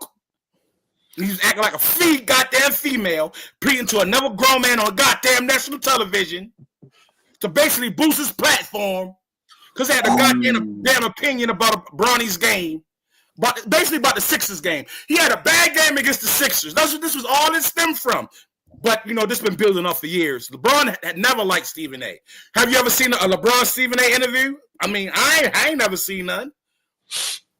Yeah, man. Like, yes, he was a chump for doing all that on national TV. Like, you. All right, can I? Man, you going? Hold on, Bruce. Hold on. I want to run down the points made there, just to be clear. All right, Bruce, correct me if I'm wrong. Yeah, correct me if I'm wrong. I'm hearing you say it was fake shit that he could have, being good friends with Rich Paul, being good friends with Maverick Carter, as he always says. Yes. He could have just picked up the phone, called them himself, and said, "Man, yo, tell Bron, bro, this ain't it." But he did not do that, and because of that, you feel like it was fake. It was just for clicks. It was just for cachet, and for that, he was wrong. Correct? Yes. All right, cool. I just want to make sure. Make sure we're respected. I heard what you were saying because I want to redirect that over to the format, Bruce. Where is Brucey missing the point here? Here we go with the BS, right? These damn LeBron fans be driving me out of my freaking mind. They really, really have been losing my professionalism. But let me try to break this down. You're on here, and your issue, if I'm understanding correctly, Bruce, is that Stephen A was pleading to him as a father, which means you feel like Stephen A was insulting his fatherhood, correct? Yes. Okay, cool. So that's not what you told me before. Before you told me Stephen A was crapping on his son. So now we got two different things that we don't even know what we're talking about, right? So you just walked into the punji pit. Now I'm going to let you bleed out, all right? So first off, you don't even know what your argument really is because you told me that Stephen A was going at Bronny. That's why LeBron was upset. Wait. Now you telling me that Stephen A is insulting LeBron as a father. That's what LeBron is upset about. So we really don't even know what the hell LeBron is upset about. Then we hear LeBron walked up on Stephen A. Don't be talking about my effing son, right? Then LeBron himself knocked this goddamn block off. Then LeBron himself gets on the Pat McAfee show, and he said, well, he's talking about me as a father, and I got to protect my home. Stephen A didn't attack his home. What kind of foolishness is this? Secondly, if the issue is really that you have a problem with Stephen A addressing LeBron as a father publicly, why you don't have an issue with LeBron putting his fatherhood on display publicly? Don't be a hypocrite. Keep it a buck. Keep it a buck. Be consistent. You don't have any problem with LeBron putting his fatherhood out there for all of the world and all of America to freaking consume. You don't have any problem with that because you love LeBron. But when somebody comes back and talks about it, then you have a problem with it. Which is it? If you don't want somebody commenting on your business, don't put your damn business in the street. See, here's the real problem. Here's the real freaking problem. Stephen A put a target on Bronny, not Stephen A, excuse me. LeBron James put a target on Bronny. You remember the tweets. You remember the comments. He put a target on him, then got mad when people started shooting. He pushed Bronny out in the street. Then when a car came and hit him, he wanted to pull the driver out and beat up the driver. What is that? Now you're talking about you wish LeBron had a block Stephen A's block off. You wish he would have knocked Stephen A's block off. LeBron is not built like that. All these years in the league, he never went at anybody. We heard LeBron soft. Say it. Yes, I'm saying soft. We heard D Wade say it for years. LeBron has been getting hit. I don't get why they talk about nobody being soft. Wade, we're not doing that. We're not doing that. No, leave that one alone. But no, D Wade talk about in terms of LeBron. We used to tell LeBron for years, you got to stand up for yourself. You got to push back. He never did it. But he wanted to be a tough guy on a guy that's 6'2", 185 pounds. Yeah, real freaking tough. Where were you? Where was the toughness when Magic Johnson said publicly, if I was Ronnie, I would have told my dad to let me stay in the G League all year. Where was the tough guy when Kendrick Perkins was talking about Bronny? Where was the tough guy and Charles Barkley was talking about Bronny? Oh man, you don't respect Stephen A. He don't respect Stephen A. That's why he didn't approach Magic. You know that. Straight hypocrisy, and you down with it. Just say I'm down with hypocrisy because I love LeBron. Just say that, and we all good. Just say I love LeBron, so hypocrisy is okay. Say it. Hold on, Bruce. Hold on, Brucey. Hold on now. I like it. Hold that fire. Hold that fire right there, Brucey. I'm gonna give you a chance to rebut that, man. And this is a serious question that he's raising, and so I want to know, why do you feel like LeBron James don't keep that same energy? Kendrick Perkins made some comments. The folks on the pivot made comments. Ryan Clark and those guys. He's got. I'm just saying.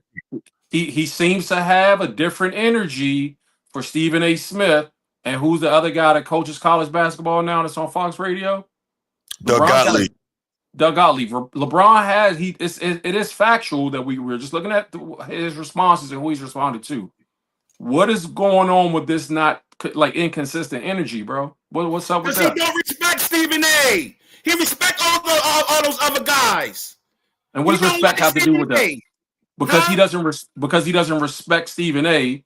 He's got different energy for Stephen A. than he does for all the other cats. And another reason why, truthfully, can I be real? Be real. Because Stephen A. be in the house and we be in the field. Let me put it like that. What makes you the arbiter of who's in the house and who's in the field? What makes you the arbiter of that? Really? What would make him be in the field for you? And real talk, why is being in the field the better place? Why? Stephen A. wasn't blessed to be 6'9", 260 pounds with God-given freakish athleticism. Stephen A. got his hundreds of millions the hard way. Not saying LeBron hasn't worked hard, but he did it a different way, right? He catched up. He catched up a little bit. Stop that. ESPN don't even like Stephen A. They don't even like him at ESPN. If they didn't like him at ESPN, they wouldn't have just signed him for another 100 mil. Good money. Wow. He's good money. Why? He's good money. Come on, now we all know that he's good money. He's good entertainment. But they don't. Reports just came out. Don't respect Stephen A. at ESPN. Everybody turn their nose up at him. Go ahead, bro. Brucey. Come on, Brucey. I'm gonna ask you to just keep it clean right here. This is just a one keep it clean moment right here. Clean this up for us. All right. Clean this up for us. Just based on what you're saying. Again, I'm just asking you questions based on what I hear you say. So because LeBron doesn't respect Stephen A. Smith, it's okay to have a different. Did Stephen A. Smith say anything different than the other guys that he respects? Or did Stephen A. Smith say something along the same lines or the same exact thing? Because I heard Stephen A. say the exact same thing that everybody else was saying. In a lot of cases, he said a lot less. But because LeBron doesn't respect him, it's okay for LeBron to attack Stephen A. or confront Stephen A. rather. Let's just say confront before somebody jumps in there and is like, he ain't attacked nobody. But it's okay for LeBron to approach the person that he doesn't respect when multiple people are saying the same thing. The first part falls them approaching Stephen A. Okay, what's wrong with what LeBron did? He approached him publicly, like Stephen A. expressed how he feel publicly. Public versus public. Okay. That was the second part of the. Yeah, he approached him publicly. Stephen A. went on national television with 1 million people watching and said he said publicly when LeBron seen him publicly. And you know what? I truly believe Stephen A. was antagonizing LeBron that day that LeBron snapped. And he's sitting right next to the goddamn he's sitting right on the floor next to the Laker bench, right next. So you think? Hold up, Bruiser. So wait. In order for this to be factual, now, in order for your claim of antagonizing being factual, then that would mean you're suggesting to us that Stephen A. Smith decided that is where he wanted to submit. He found out who among his friends, because he didn't buy the tickets. He said that he was there with Larry David and whomever else. Exactly. Who already had those seats. Those are their season tickets. So you're saying Stephen A. sought out some friends of his and connections with his that had seats on the bench beside the Lakers so that he could antagonize LeBron that day? Bro, only a LeBron fan could think something that absurd. Only a LeBron fan. Not really. I just was saying that it sparked, just put some bullshit in the conversation. Put on some real shit. That shit was building up for years. It came to a head right then and there. I guess LeBron felt like, okay, LeBron, you going on a public platform, pleading to me as a father. And when I seen you publicly on a public platform, I approached you about how I felt. That's all I got to say about that. Now, what's the second part of the question you asked me? No, that was it. I just wanted to know if based on the bullshit that you threw in, you sprinkled a little bullshit in. I wish you would have knocked this block off. Stephen A. on that talk, but he would have swung back. You want to do the goddamn thing. Oh, let me respond to this, Q. Let me respond to this. So you try to say, you like so many other people like you, that Stephen A. pretty much brought this on himself by talking about Bronny, right? Yes. Got you. So, okay. So you saw that, right, Q? You saw what he just said. Stephen A. brought this on himself by talking about Bronny. Hold on. But you just finished telling me that this has been building for years. So which is it? Which is it? This is the fucking breaking point. Better call the medic. I got you now. It can't be building up for years if Bronny is a rookie. Listen, what might be small to you might be big to somebody else. Braun took it a certain type of way. The shit took him the wrong way. You don't like Stephen A. No, but there you go. There you go. See, you keep contradicting yourself, just like LeBron is contradicting himself. It's not about Bronny. It's about LeBron. It's about both of them. It's about the legacy. It's about the king, the alpha and the omega. First of all, Bruce, if let's say it is about Bronny. Let's say it is about Bronny. You've raised your young man. Bronny is 21 years old now. I think he's 20. He's 20. You going to protect him forever? No, At what point is he going to fight his own battle? What point is he going to fight his own battles? You want your son to be soft like you are? That's what LeBron want? He want to be soft and have a soft son? You call LeBron soft to his face? That's what he wants. You call him soft to his face. I would, and I would love it if he tried to hit me. I'll lay right down and be $500 million richer. I'll lay right down. So all that you talking, he said, block off. I bet you Stephen A. got a great lawyer. He's got a great lawyer. So you the soft one calling the police snitching and shit. I will call and snitch. Oh yeah, for all that money, I will call and snitch real hard body. He's the officer, operator. His name is LeBron Ramon James. LeBron Ramon James, officer. So Bruce, Stephen A. They got Stephen A. with some goddamn big conspiracy theory. He coming up with every goddamn day. Talk about somebody was in the crowd filming and shit because LeBron looked up in the crowd. And, well, somebody had to be filming because that video got out real quick. That's some bullshit. Stephen A. should have left this shit alone the first time he addressed it. He keep coming up with shows every goddamn day. Wait, stop. Well, let me stop you on that, right? You don't like the crowd filming it you don't like filming it, so that's why LeBron looks up in this crowd. He probably looked up in the crowd because it's a natural thing to do. You already clear that you don't like Stephen A. So you haven't been listening to what he's saying. The reason Stephen A. keeps coming out with retorts, he's responding to what other people are saying. So the first time, why you keep responding? Let it go. If it's not hurting you. So if it's not hurting you, if it's not, you ain't say that when it was LeBron. And let me also speak on it. You act like goddamn LeBron did the whole goddamn show about Stephen A. It was a question in the midst of the conversation. It came along. He didn't insinuate the question. Pat McAfee brought it up, not him. Stephen A. coming on fucking TV every goddamn morning whining about goddamn LeBron. Stephen A. is responding to what people are saying and what's been said. He can't respond if he's the subject of this. This guy really think he's bigger than LeBron. Oh my gosh! Problem. This guy. Wow, dude, look at you getting all that and over LeBron. Is LeBron sending you checks too? You on the team too? I'm just calling him how I see it. Nah, man, you wild. First of all, hold on, gentlemen. To your corners, gentlemen. Go ahead, man.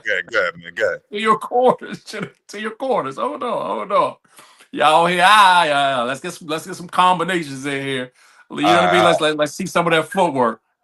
So you know what I mean? You both have powerful points, man, and very solid arguments that you're making. So I want to make sure that those are clear and they don't get lost in the shouting match. This is why we stopped tuning into ESPN. I want to hear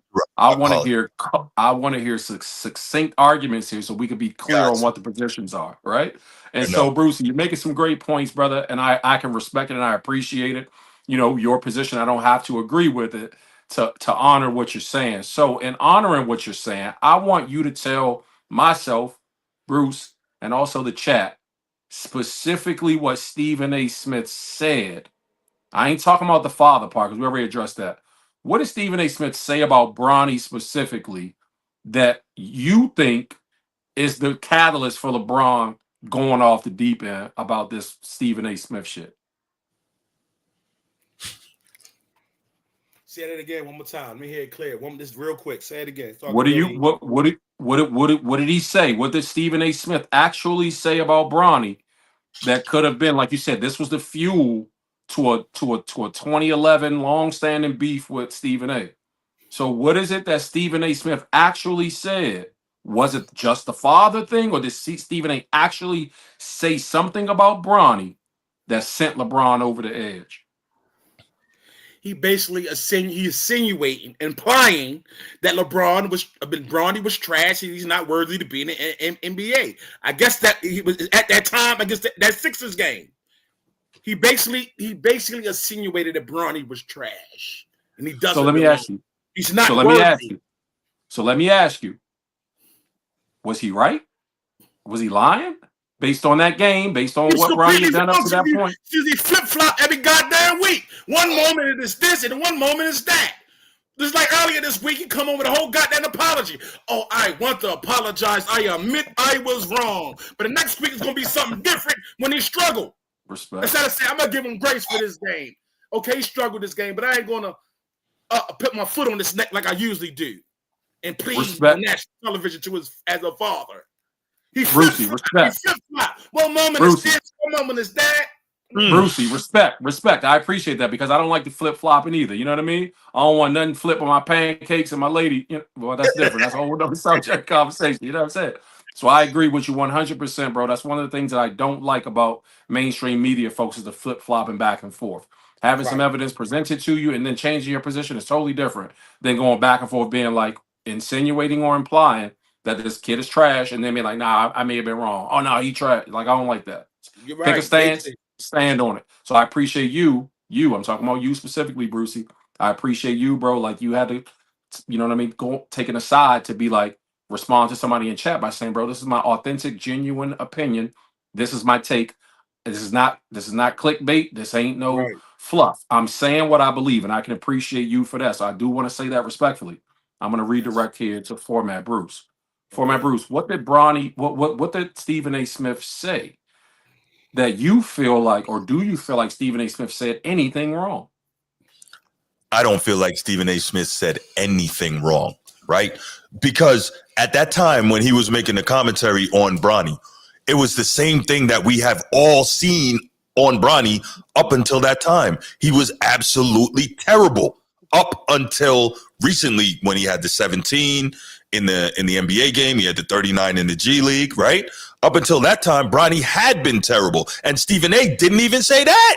He's just saying, yo, he's not ready yet. And that was absolutely true. And on the real, on the NBA level, he's still not ready. And that's the same thing we've all been saying. The great Magic Johnson said it.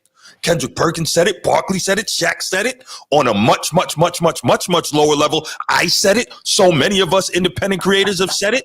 That's not a shot at Bronny. That was saying what the truth is, that he wasn't ready. So again, this is where Stephen A. said, look, this wasn't about Bronny. This was about LeBron looking for a reason to take a shot at me, right? And so I wanted to address something, if I can go back a second, that Brucey said earlier when he was saying that what's wrong with LeBron addressing Stephen A. publicly as Stephen A. addressed the situation publicly. First, the public discussion of Bronny started with LeBron himself. We know that with the tweets. Oh, I'm watching NBA League Pass and he's better than some of these players in the NBA right now. This time, Bronny is still in high school. Bronny's still in high school. The Lakers lose a game later that night. LeBron is tweeting, we could use Bronny. He could help us on the team right now, right? He could help the Lakers right now. So this is public, and this is a greater sphere of influence than just American TV, because LeBron is global on X or Twitter or whatever you want to call it, right?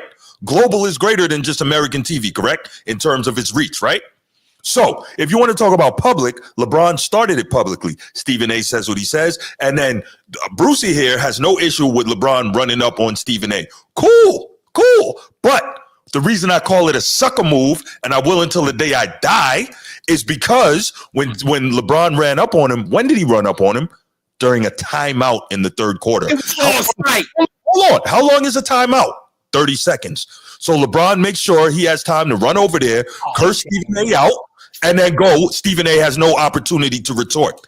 That's why it was a sucker move. See, you're saying, oh, what's wrong with him approaching him publicly? Because he didn't give that man a chance to respond. Because that's not how LeBron moves. LeBron wants to control everything, right? He wants to be the chess master. Cool. But you don't get to be the chess master and then everybody else is saying, well, he did it publicly, but he didn't do it publicly the way a man would. If I run up on you publicly and I got something to say, I'm not going to run up on you publicly with something to say, and so that you don't get a chance to respond to me, right? We're going to do that. Steve has a great point in the chat. It was the verbal equivalent of a cheap shot, right? Right? That's what that was. That's why I say that was a sucker move, and that's why I don't have a lot of respect for the way LeBron handled it. I thought it was brave.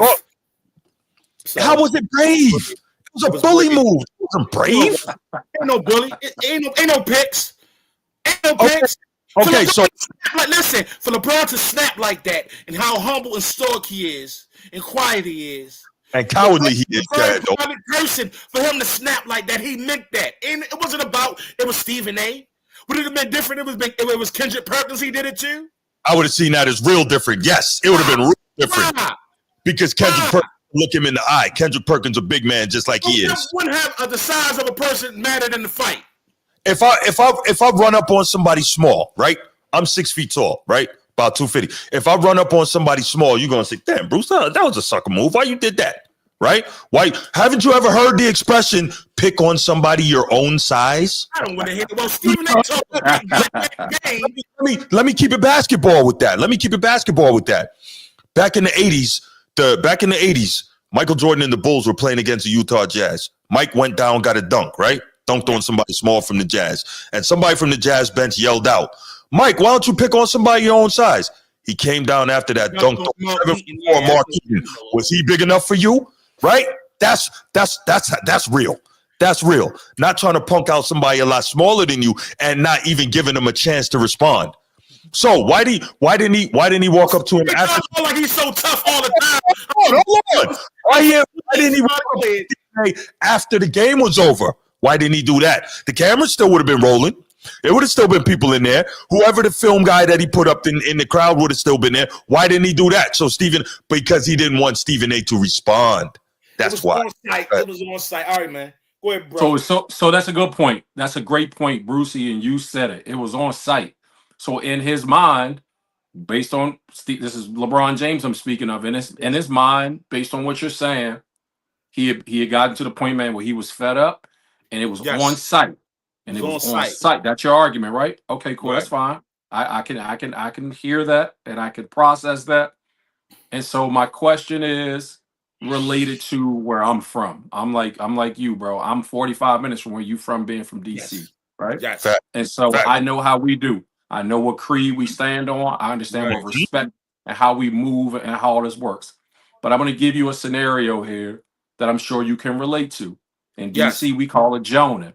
The world now calls it roasting. The world now calls it roasting.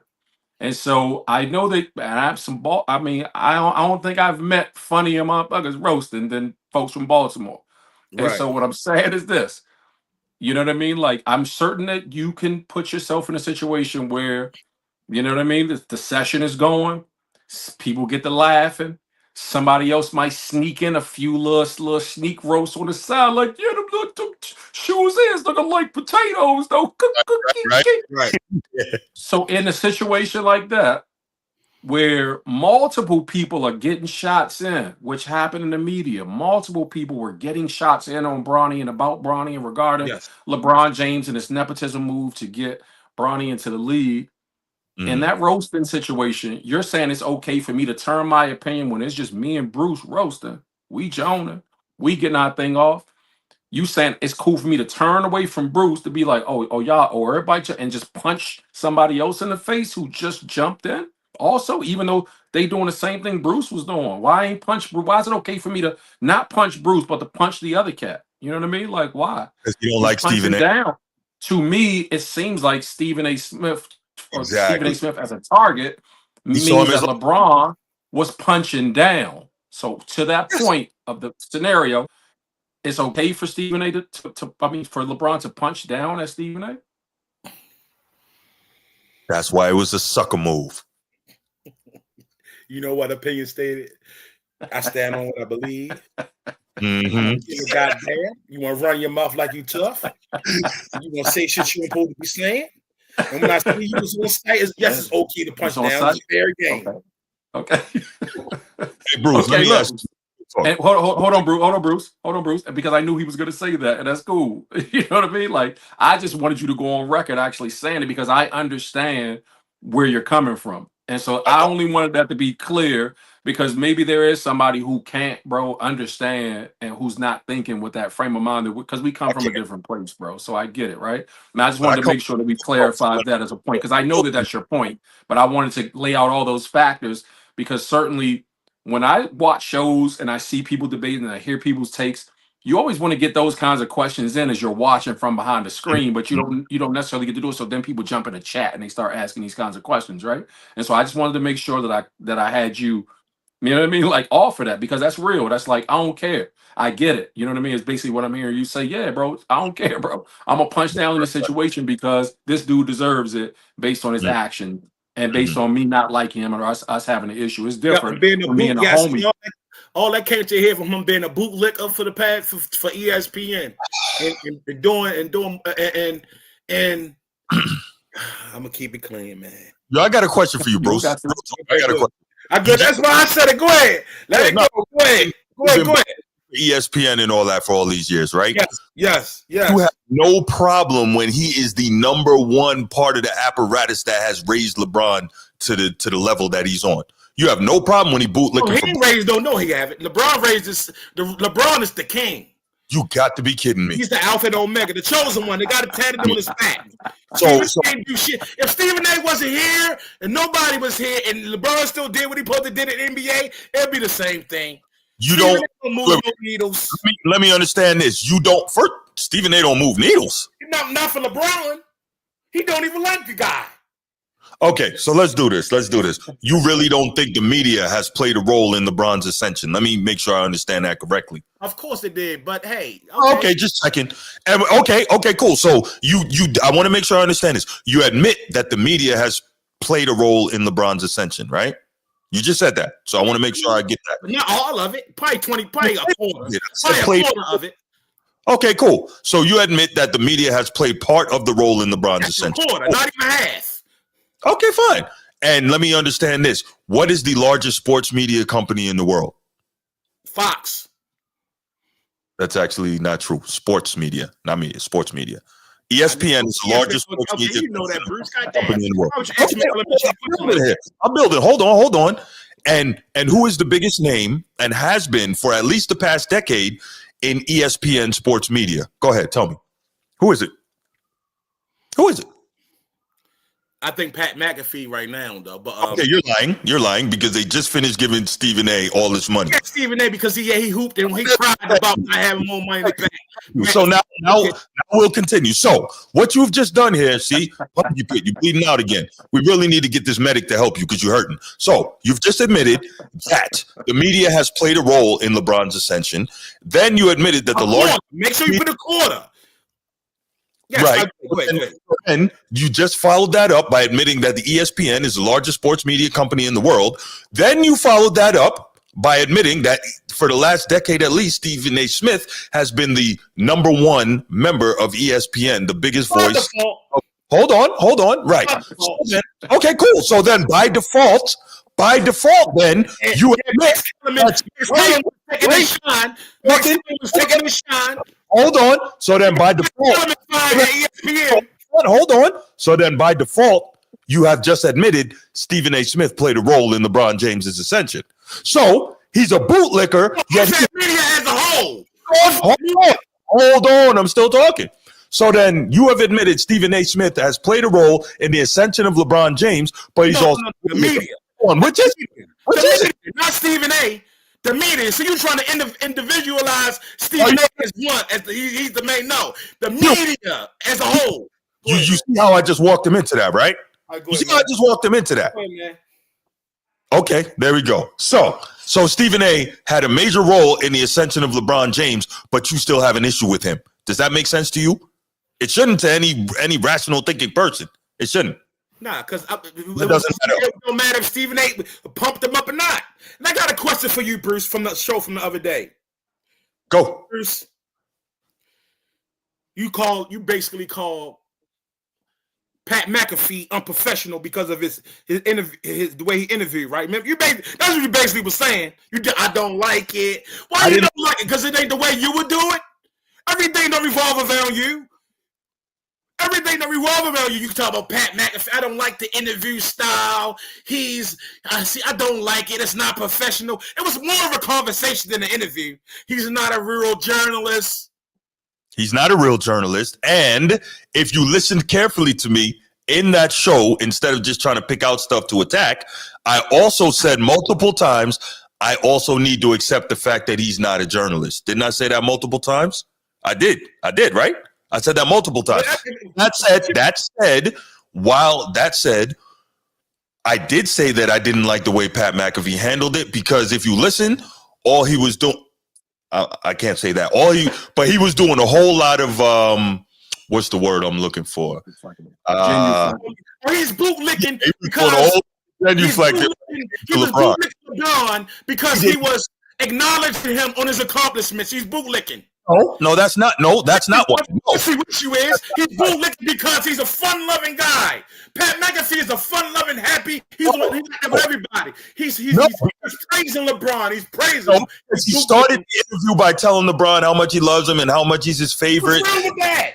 Hold on. Because when you're interviewing somebody, that's not how you go about it. And then on top of that, even during the interview, when LeBron was flat out lying at some points, or when LeBron at some points was contradicting things he said, not weeks, not months, not years prior, but in that same interview, 10 to 15 to 20 minutes prior, there was zero pushback from McAfee. He didn't conduct that interview properly.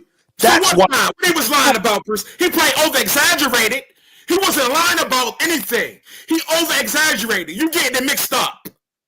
What did he lie about? He over-exaggerated some things, yes. But what did he brutally lie about? What did he lie about? You're getting the words mixed up. He exaggerated. So, okay, cool. So, I mean, so the fact is this. Look, I know you're a LeBron guy. I know you don't like Stephen A. So clearly, despite the fact that when I'm doing a show and I play the sound, probably people get irritated every 60 to 90 seconds. Like you can attest to this. I'm stopping it, providing context, fact checking, doing all these things while it's playing, right? This is how I do the show. Okay. So it's not like I'm sitting here waiting till the end and just making stuff up. That's how I run that particular type of show. So you were listening, but not listening. You were listening for reasons to attack me, not listening. One more question. You're going to let you give it back to you. One more question. Okay, the other day, you said you were saying Braun showed fake humility because he was afraid. Because he showed fake humility because he confessed that he was afraid to be compared to the greats at such a young age. How that fake humility, Bruce? How is it fake humility? Because he has the chosen one tattooed on his back. What they got to do with anything? That's not humility. What they got to do with anything when a 17-year-old kid admitting he was afraid to be compared to the greats? If you're humble, you're not going to tattoo the chosen one across your back. Okay. That does not equal humility. That's how you think. And you're thinking. It's not about my tattoos on their back. Every motherfucker's got 1,000 tattoos on them. You're missing the point. No. I'm not missing the point. You know what? And know what the thing is, though? The funny thing about the chosen one tattoo, and it came to it happened. He is the chosen one. And it's crazy. He talked his talk and walked his walk with that tattoo. Check this out. Humble, reflecting, expressing, or offered in a spirit of deference or submission. Not proud or haughty, not arrogant or assertive. How is it humble if you tattoo the chosen one across your back? That doesn't fit any of those things I just said. Or am I misunderstanding? See. That's your way of thinking, Bruce. My way of thinking is Merriam-Webster's way of thinking. Nice try, though. Nice try. What is that? Okay, I got you. Okay. Because you don't like tattoos. Meetings. Hey, Bruce, you got tattoos? Gentlemen, to your quarters. Hold on. Pause. All right. Pause. I can respect that. I can appreciate the discourse, right? And especially digging into, you know what I mean, the other layers of hate, dislike, etc. for LeBron James. Let's talk about the Pat McAfee interview. Well, yeah. So the McAfee interview, because you guys are specifically speaking about that, I want to talk about the things because you guys are saying stuff about it. But for those of us who've seen it, and for those who may, based on what you're saying, want to go back and look at it, what happened during that specifically format, Bruce? What happened during that interview? You know what I mean? What was it said or stated, or kind of disingenuously said that you have an issue with, that you take issue with? What was that? Because Brucey is speaking to some things that unless we go back and watch that show, the other show that you produce, we don't know exactly what he's speaking to that you responded to. So what was it from that show that stood out that made you respond so that we can be brought into the conversation? So I don't want to keep us here all night, but what I will do is I'll point to two things specifically. And Chief Sid Bubba just said it in the comments. One was him taking a shot at Brian Windhorst, which I didn't like at all, because Brian Windhorst has been arguably his biggest supporter in the media for the last 25 years. Now, Nick Wright and Shannon Sharp came around, in the last 8 to 10 years. Brian Windhorst has been there from the very beginning. And I really didn't like him taking a shot at Windhorst at all, because Windhorst has had at every turn done his absolute best to protect LeBron, to the point of even being disingenuous for LeBron. He has never criticized LeBron. Like, I didn't like that. there was that. And then I also didn't like the hypocritical nature of LeBron's speech, which I should be used to by now, but I'm going to give one specific example. LeBron is always complaining about he doesn't like being compared to other eras. He doesn't like when guys talk about how guys from this era couldn't play back then. Then he goes and says Giannis would score 250 points in a game in the 70s. Now, we know that he was being, facetious when he said 250. But regardless, what he was doing was blatantly disrespecting that era and its players. And then talking about how they would tell Kyrie, you can't dribble anymore and all this. And I'm like, really? So you don't like it when guys from the previous eras talk about how you play, but you're going to denigrate them by talking about how these guys today would go back and just be so dominant, right? He says Giannis would score 250 as if Wilt Chamberlain didn't play in the 70s, Nate Thurman and Bob Lanier, right? As if an all-time elite scorer in Rick Barry, the only guy to ever lead Division I basketball in college, ABA and NBA in scoring. The only guy to ever do that, elite scorer, third highest scoring average in an NBA Finals series, Rick Barry, that guy, right? But he's acting like nobody could do anything back then. So I didn't like the blatant hypocrisy that LeBron James espoused, but that's nothing new for him, right? So it's the hypocrisy and him taking the shots at Brian Windhorst, two very specific things that really antagonized me. Cool. So then with that being the case, Brucey, what was it that you didn't like about what he's saying? What Bruce Hope saying? What he's saying? Yeah, you took an issue with his takes on that, right? Yes. Well, like I said, let me see. He basically he basically brought up you questioned the legitimacy of LeBron revealing at 13 years old he knew he had something special. Mm-hmm. And at 8 he could flip play. At 8 years old he said he could flip plays. You questioned that was a lie. You say he's lying. He just, oh my God, you can't take his word for it at all. I'll be like, God damn. Can you at least give him the benefit of the doubt when he said this? You don't believe LeBron at 13 years old and 8 years old showed signs of being a gifted athlete? You're basically saying he was lying about that. Basically. No, I didn't. No, I didn't. Because in that same show, I talked about how at his early ages and his early athletic pursuits, that he was more physically gifted than everybody else. And normally at lower levels of athletics, when you're more physically gifted, you're going to win. When he was talking about being a winner from the time he was a kid. What I was actually pointing to was when I talked about him being a liar or me not giving him the benefit of the doubt, I talked about that because on many different interviews, he has had different statements about how early he started playing basketball. Because at one point he says he didn't start playing until he was like 13. On another point, he said he didn't start playing until he was like 11. On the Mind the Game podcast, he's saying, well, at 8, 8 years old, he was playing and he could flip plays in his head. Like, come on, man. This is what I'm talking about. Goddamn. 8, 13, that ain't too far from me. Y'all in the same range, Bruce. You're making it seem like he lying about the shit. Like you basically saying. Bruce, if every time somebody tell you something, they give you a different story, it's hard to take that. It's hard. And Brian, I'm so glad he said that about Brian Windhorst. I truly think Brian Windhorst is the goddamn suck up. That's all he is. I'm so glad. I always wonder, I don't never see. Hold on, let me say this. Have you ever seen LeBron and Brian Windhorst together? Where has this fairy tale relationship come from? They went to the same high school. Brian Windhorst was on his basketball team, and Brian Windhorst's mom was one of LeBron James's teachers. So why do you mean what he said about Brian Windhorst is the truth? Who the fuck is this guy? Like LeBron said, I don't even know who this guy is. What do you mean? His career is based off sucking up to LeBron. Y'all hear this? Yes. Y'all hear this?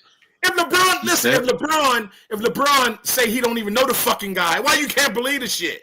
Okay, because first of all, he does know him because they played on the same basketball team in high school. So one, he knows him. You don't mean that he know him. Two, Brian Windhorst has written 4 books about LeBron, so he knows him. Brian Windhorst is, and now remember, hold on, Bruce, remember, about 12 minutes ago, you admitted that the media played a role in LeBron's ascension. Brian Windhorst has been working for ESPN all these years, so Brian Windhorst is part of that apparatus. See, you keep walking in and catching these IEDs. Don't do it. Don't do it. Eras. When you say Giannis would dominate the 70s. Now you're the topic. Interesting. Listen, do we got all night? I'm not moving the subject. I'm just saying. Do we got all night? Go ahead. I see what you do. Go ahead. Be honest now. Go ahead. Said that about Giannis. He was over exaggerating. We all know that. But I truly believe Giannis would dominate in the 70s. Not saying Nate Thurman and what's unsual and them not tough. But let me say this about the era shit. It's one person that's not better than the other. The older era is talking down on the modern game, and the modern game is disrespecting everybody disrespecting each other. So that's who's true. wrong in that goddamn equation? That's true. My issue, what up, Ka? My issue is this. Like I said, my main issue is if you're saying you don't like people talking about your era, don't disrespect theirs. That's all I'm saying. I'm not saying either is right or wrong. I'm saying you don't get to say that and then do the same thing. That makes you a hypocrite, right? That's what I'm saying. And real quick, in terms of Giannis getting busy in the old era, he wouldn't. Do you know why? Well, I'm going to say it very simply. He's got carry the ball. Because of the turnovers. He would get pulled real fast. The carrying, the double dribbling, and the traveling. Here you go. About Stephen A. Stephen A., a damn diva. Big mouth Stephen A. Goes on First Take yesterday and try to put LeBron, try to really make LeBron look bad by lying, even though he retracted his lie, saying that he wasn't at Kobe funeral. Then he brought up the Dwayne Wade wedding, whatever, Hall of Fame induction, and he tried to shit on LeBron that way. And the facts came out that he actually was at the funeral. He didn't want to be filmed. So he had to go on social media on his platform to retract the lie. But if you're such a smart ass, know-it-all like Stephen A. claimed he be, you should know that before you even open your mouth about it on the public platform. Yes. And some punk shit. So let me pull up. Then on some punk shit, we'll try to throw the D Wade Hall of Fame ceremony thing in there. Let me ask you this, Bruce. Do you have friends all across the world that have important moments of life that you couldn't attend because of something? Yeah. Okay, then. They're trying to make it seem like LeBron was basically a BITCH for not. Make it seem like he's wrong for not going to D Wade Hall of Fame. Couple things, right? So yes, I have friends all over the world, obviously serving in the military, where I couldn't go to their things for whatever reason. But here's the difference. I don't have a private jet. I'm not a billionaire. I can't move pretty much. Thank you, Steve. Exactly. I was busy. Hold on. LeBron, if he doesn't have a game, can pretty much move how he wants to move. He's a billionaire. He has a private jet. If he wants to be somewhere, he can make sure he's there, right? And for a guy that's supposed to be your brother, right, which we've proven he doesn't really see Dwayne Wade as a brother because the way he's moved in the past, that's not how you treat a dude who's your brother. You know why? Fingernails, but that's hold on, right? So there's that. Now, let's go back to Stephen A. because you brought this up. Stephen A. lying about LeBron not being at the Kobe thing, right? Okay, cool. Stephen A. was absolutely wrong on that. And you know what? I was wrong on it too, because when I heard that and read that, a couple of years ago, whenever it was, hold on. I'm sitting here and I'm telling you, I was dead wrong because I went along with that without doing the journalistic principle and fact checking it and verifying it. I went along with that as well. And I went with it. But here's the difference. I was wrong, but I didn't lie. And let me tell you why I didn't lie. Because lying is defined as an assertion of something known or believed by the speaker or writer to be untrue with intent to deceive. See, this is the part you're missing. You're missing the intent to deceive. So I wasn't lying. I was just wrong. You can be wrong about a statement you make without lying, right? Every time you want to bring out your big guns that go into your journalistic bag and you go deep into words and you flip it all into the words instead of going to the principle of it all. You should have said it if you didn't know the fact, know the 100% truth. Period. And principles. Come on now. That's unwritten rule. If you don't know the absolute fact before you go on in front of millions in the morning, don't say it if you don't know that it was for a fact. And for you to bring that up, that was agreed. But what I'm saying is that doesn't mean he was lying. See, at the end of the day, words have meanings for a reason. You gotta get personal all of your feelings and try to bring up something like that, though. That's some punk shit. Some shit some big a girl will do. You bringing up stuff that you didn't do right because you're in your feelings. You go on a platform and try to bring up stuff. Who does that? So let me dive in. Let me dive in, Bruiser. You're right. What kind of man does that? And so that's your personal position that you're taking on it, to be like, bang, that's not man shit. A man don't do that, right? And so those who have the position that, man, running up on a motherfucker ain't man shit either. You know what I mean? Like, it could appear to be you want some bully shit. You want some. We can agree to disagree on it. We can agree. Right. So I'm just saying that's that. Everybody can kind of look at a thing outside looking in and just define it as that's not how a man moves or what kind of a man would do that, right? Clearly that man did it. And so without us spending time in this debate arguing like you understand what that man was thinking or why that man was moving the way that he does or why he functions, because that's none of us are personal friends with any of these people, right? Yeah. So we can only analyze the facts and what we've seen, but to get the conversation back to the point of just the things that are happening in the media that surround LeBron James, based on some things that you guys have brought up that I feel like is very important to kind of lay out. If a long-standing feud between Stephen A. Smith and LeBron James has gotten us to this point. So you have Stephen A. Smith, who's a former journalist, but now a TV pundit, columnist, analyst, whatever titles he has because of his ESPN outfit. And you also have not only Stephen A., but you have the Brian Windhorst that you guys brought up. You have other people in the independent and also mainstream media space like Kendrick Perkins and some of the others who've said things, made comments about Bronny, made comments about Bron, from Shaq to Chuck to a slew of people. I mean, we could, the list would be a mile long. We went through all the folks in sports media who are credentialed in sports media, who have cachet in sports media, who've spoken about LeBron James as it pertains to Bronny or just LeBron James in general. So I'm making that statement to say, where is it, like, how do we distinguish when it's okay to speak about LeBron and when it's not okay to speak about LeBron, and who is allowed to speak about LeBron at this point? If Brian Windhorst can be supportive of him all this time and be called a weirdo in an interview, who can speak about the guy? And if people who are paid to actually give their opinion about him and to give their opinion about sports in general can't say anything about him, like who can say something about him, bro? Nick Wright and maybe Shannon Sharp, but maybe not Shannon Sharp, because he just got on LeBron for the terrible end of the game the other night against the Bulls. So maybe he's out too. So definitely Nick Wright, though. Nick Wright never ever criticizes LeBron. Well, anybody, like LeBron said in a Pat McAfee interview, I take his word for it verbatim. Like, keep it in context on the basketball court. I don't care what you say.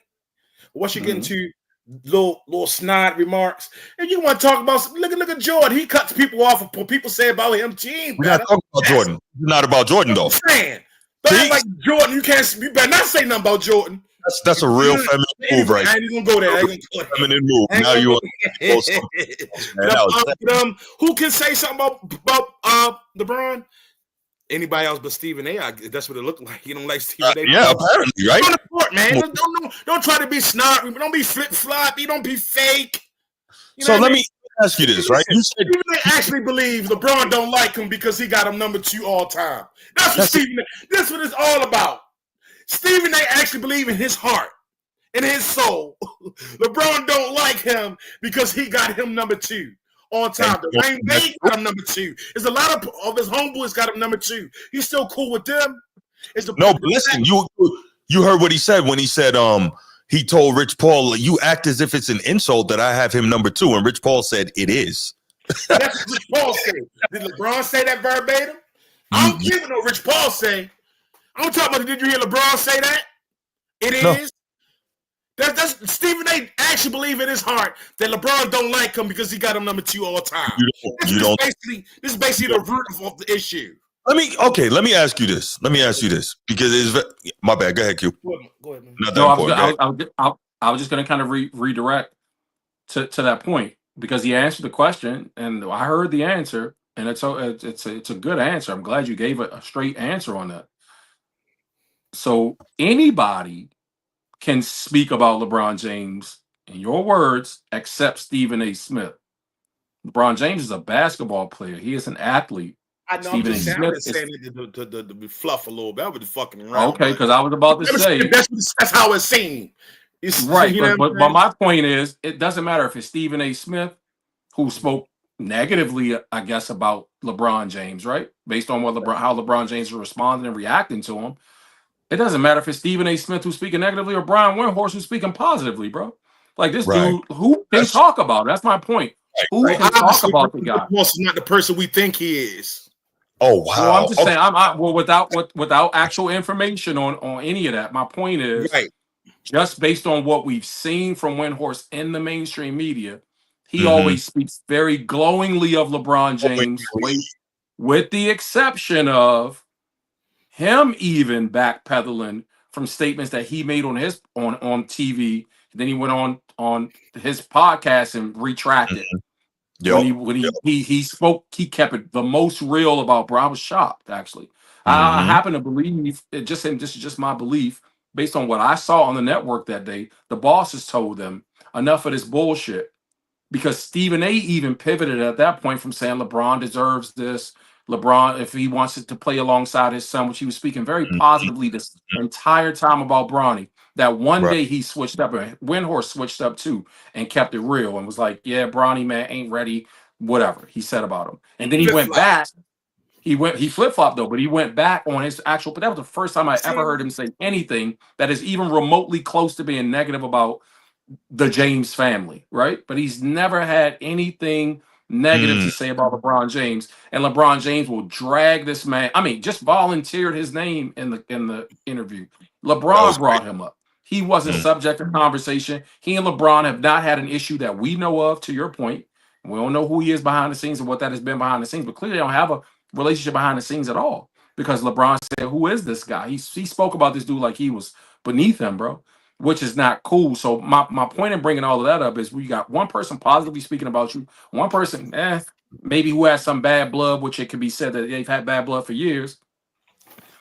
What kind of control are we willing to surrender to figures in sports like a LeBron James or because of their superstar? It's cool for us to allow them to control who talks about them and who doesn't talk about them. Does that not strike you as kind of odd? No. Because LeBron fans' minds don't work like the rest of us. So let me ask you this. I'm gonna ask a real serious question here. Dang, it just it just skipped me. I was gonna say, all right, come back to me. My bad, Q. I'm sorry, I lost my thought.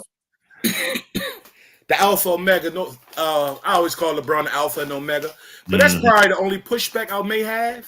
I'm gonna be objective here. Just like I say, who can control who say, but it's crazy. Right. That's a good question. That's something you gotta really deep. That's a layer of thinking. Right. I ain't that witty right now. And I ain't gonna lie. Wow, that was a great question. It's real. It's real. Bruce, and I only asked it, bro. Bruce, go. Then I'll feed off Bruce. Go ahead. No, Bruce. It's good. I just want to clarify as to why I asked the question because it is multi-layered. It's a very multi-layered conversation. Dumb it down. Just dumb it down. No, I'm just saying, but it's a very nuanced conversation. So when you're saying dumb it down, I get it, right? Because there's just so many different nuances and things that people are getting emotional about, and that they want to be emotional about. And so I'm just saying, or I'm asking, who? At what level? I guess. Do we even try to wrap our minds around it's okay for this person to speak about LeBron James, but not that person in media to speak about him? Like, at what point in our minds does it click for us naturally to be like, oh yeah, that's the kind of person who's okay to speak about LeBron versus the kind of person? I got you. Go ahead, Bruce. All right, so this is what I was going to say. Let me just get this off before I forget. I'm sorry, guys. Real quick, LeBron was the one that started more than an athlete, right? He doesn't just want to be a basketball player, and that's fine. You are a person, complex, nuanced, as Q said, multi-layered. Cool. You're more than an athlete, but you only want people to talk about what happens between the lines. That doesn't add up. You can't be more than an athlete, but only talk about the basketball, right? How does that work? Hold on. What it really is I'm more than an athlete, but I only want you to say the things about me that I like. That's what it really is. But go ahead. Hey, Bruce, hold up. Bruce, seriously, Bruce. Seriously. Has LeBron really done? I just need to know. No. I'm saying, I'm making a point. Real quick, we ain't got to go be long on. He got his hook. Goddamn, Bruce. Why he got his hooks in you that goddamn deep? No, yeah, he don't have anything in me. Pause. He don't have anything in me. Pause. But the real issue that you have, the issue that you have with my commentary on LeBron is that you've been so conditioned over the last 22 years of hearing the mainstream sports media treating this dude, I'm gonna say it again, like he raises the dead, heals the sick, and walks on water. That when I bring the other side of it, it drives you crazy because you. It's the same thing, not even whether negative or positive. You're just as obsessed as I am. You just as obsessed. Goddamn, bitch, you did 5 shows on him this week. He's the biggest topic in sports media right now. Of course, I'm gonna talk about it. Okay, but like my man, I know, brother, and I don't say it to insult you because the show is doing great and we looking good, and but goddamn, Bruce, you've been on the goddamn 5 whole week tour with a goddamn LeBron James. Listen. Believe me, I would rather not be talking about all this. I was telling my other homeboy yesterday, I'm tired. I'm seriously tired, bro. It's a respect thing. I think LeBron, certain levels of respect you have, it's certain levels of respect you have different dudes. I just think certain dudes just rub them the wrong way when they even say anything about him. But why can't we just keep it on the court, Bruce? Why we gotta go talk about other things that's going on with them? I'm talking about let's keep it in contact. Keep it on the court. Because he's more than an athlete. He said that he doesn't want us to. This guy in your dreams. Seriously, I think you truly. No. Could you wake up with LeBron on your mind every goddamn morning? I mean, how many times have we had this argument? I do not. But what happens is, I ain't gonna lie. When I wake up in the morning, when I'm working out, when I'm walking the dog, doing whatever I'm doing, I listen to podcasts that I missed from the night before. And if they talk about LeBron, it gives me ideas. I'm not gonna lie to you. Bruce, you just be salivating, waiting for some news to come out about LeBron. Nah, not at all, man. I didn't have to talk about LeBron. I'm not gonna lie to you. Seriously, at 2 o'clock in the evening, when something come across as a timeline about LeBron, but he do that with other stuff too. I ain't gonna go there with it though. But mainly, if something comes across about LeBron, I gotta talk about it because it moves the goddamn needle. And you talking about I'm a LeBron Glazer, so are you. You're a negative LeBron Glazer. And I'm a positive LeBron Glazer. What's the goddamn difference? It's the medium. Negative or positive, Brucey? It's the medium, man. It's the way the media works. I didn't make it work this way. So let's move it. Let's move it into great debate, man. Obviously, a lot of points brought up, and you all taking, I guess, your position of defending the other person. I can respect that. I can appreciate it. The chat is on fire right now, man. A lot of good commentary being shared there. Bruce, if you want to open up the phone lines right now, I think it would be a great opportunity for us to do that. Yes, that would be perfect. They're on fire in the comments. Yeah, I do want to say really quickly because Bruce said it was okay for me to do so. To everybody in the chat, man, everybody who's looking, I'm like 22 subscribers away from my first 500, man. So if y'all would do me a huge favor, subscribe to my channel. You know what I mean? Subscribe to my channel. Yeah, man. I had a whole episode. Yeah, I have my LeBron videos up there too. Man, what days you come on? I just post. I I don't even do the live thing. I create actual content around it. So yeah, check it out, man. There's a whole lot of good content. Great content. I've got great content. What's going on, Q? What's going on? Let me clear my throat in the famous words of that poet from DC, DJ Cool. Yeah. Nah, but here's the deal. Charles Barkley said something today that really kind of caught my attention. I saw that. This SAS versus LeBron, there's no winners. Nope. None. No. if you really look at it, it's kind of like this movie called Crimson Tide when Denzel and Gene Hackman fought over the ship. Yeah. It was just one hell of a mess. And what it does, it detracts away from basketball. This is the reason why I'm gonna put more of it on Stephen A. Smith than LeBron James. As a journalist, as a media person, you have to have objectivity. You know why? Because athletes lie. Bruce? Did they teach you that journalism and sports journalism? Yeah, it happens. It happens. But when you can't trust the media and the standards, and you get personal, when that personal line gets crossed, I can't look at you the same because I can't trust you. I know, That's a great point. That's why media, especially mainstream, is held to a different standard. That's true. That's so true. And this is why I respect Bruce. We can disagree, but at least I know he's honest in his disagreement. I can't say that about Stephen A. and the other guys. Two, when I see your videos, okay, whether I agree with them or not, at least I know you're real about it. I can't tell if those guys real. That's why. So, what they need to do is just move that on. No, you're right. You're right, because I'm definitely tired of this thing. I ain't gonna lie to you. But no, Chief, I will say real quick is that while you're 100% right in what you're saying, the only problem is LeBron didn't have any problem when Stephen A. Smith has been lying for him all these years. But now Stephen A. Smith is not. Stephen A. Smith, like, I'm fed up, and now it's a problem. Lie. God damn, Bruce. Niggas a lie to you. Damn, man. You're so difficult sometimes. But here's the deal. Like in 2011, I think the way that Stephen A. came at Bron, he didn't talk to him no more. He never had an interview. I remember, man, in 2009, they were talking, yucking it up. They were like the best of buds. Because you got to think, LeBron, during that, LeBron, AI, Stephen A., all them guys kind of came up together to get famous. Right. Think about it. And after 2011 on that decision, LeBron didn't talk to him no more. Now, Rich and everybody else, but LeBron didn't have nothing to do with it. Right. So he was ice cold toward him then on. So anything Skip talked about LeBron, as a matter of fact, D-Wade said him and LeBron know about Skip. They laugh at Skip. They find it to be entertaining.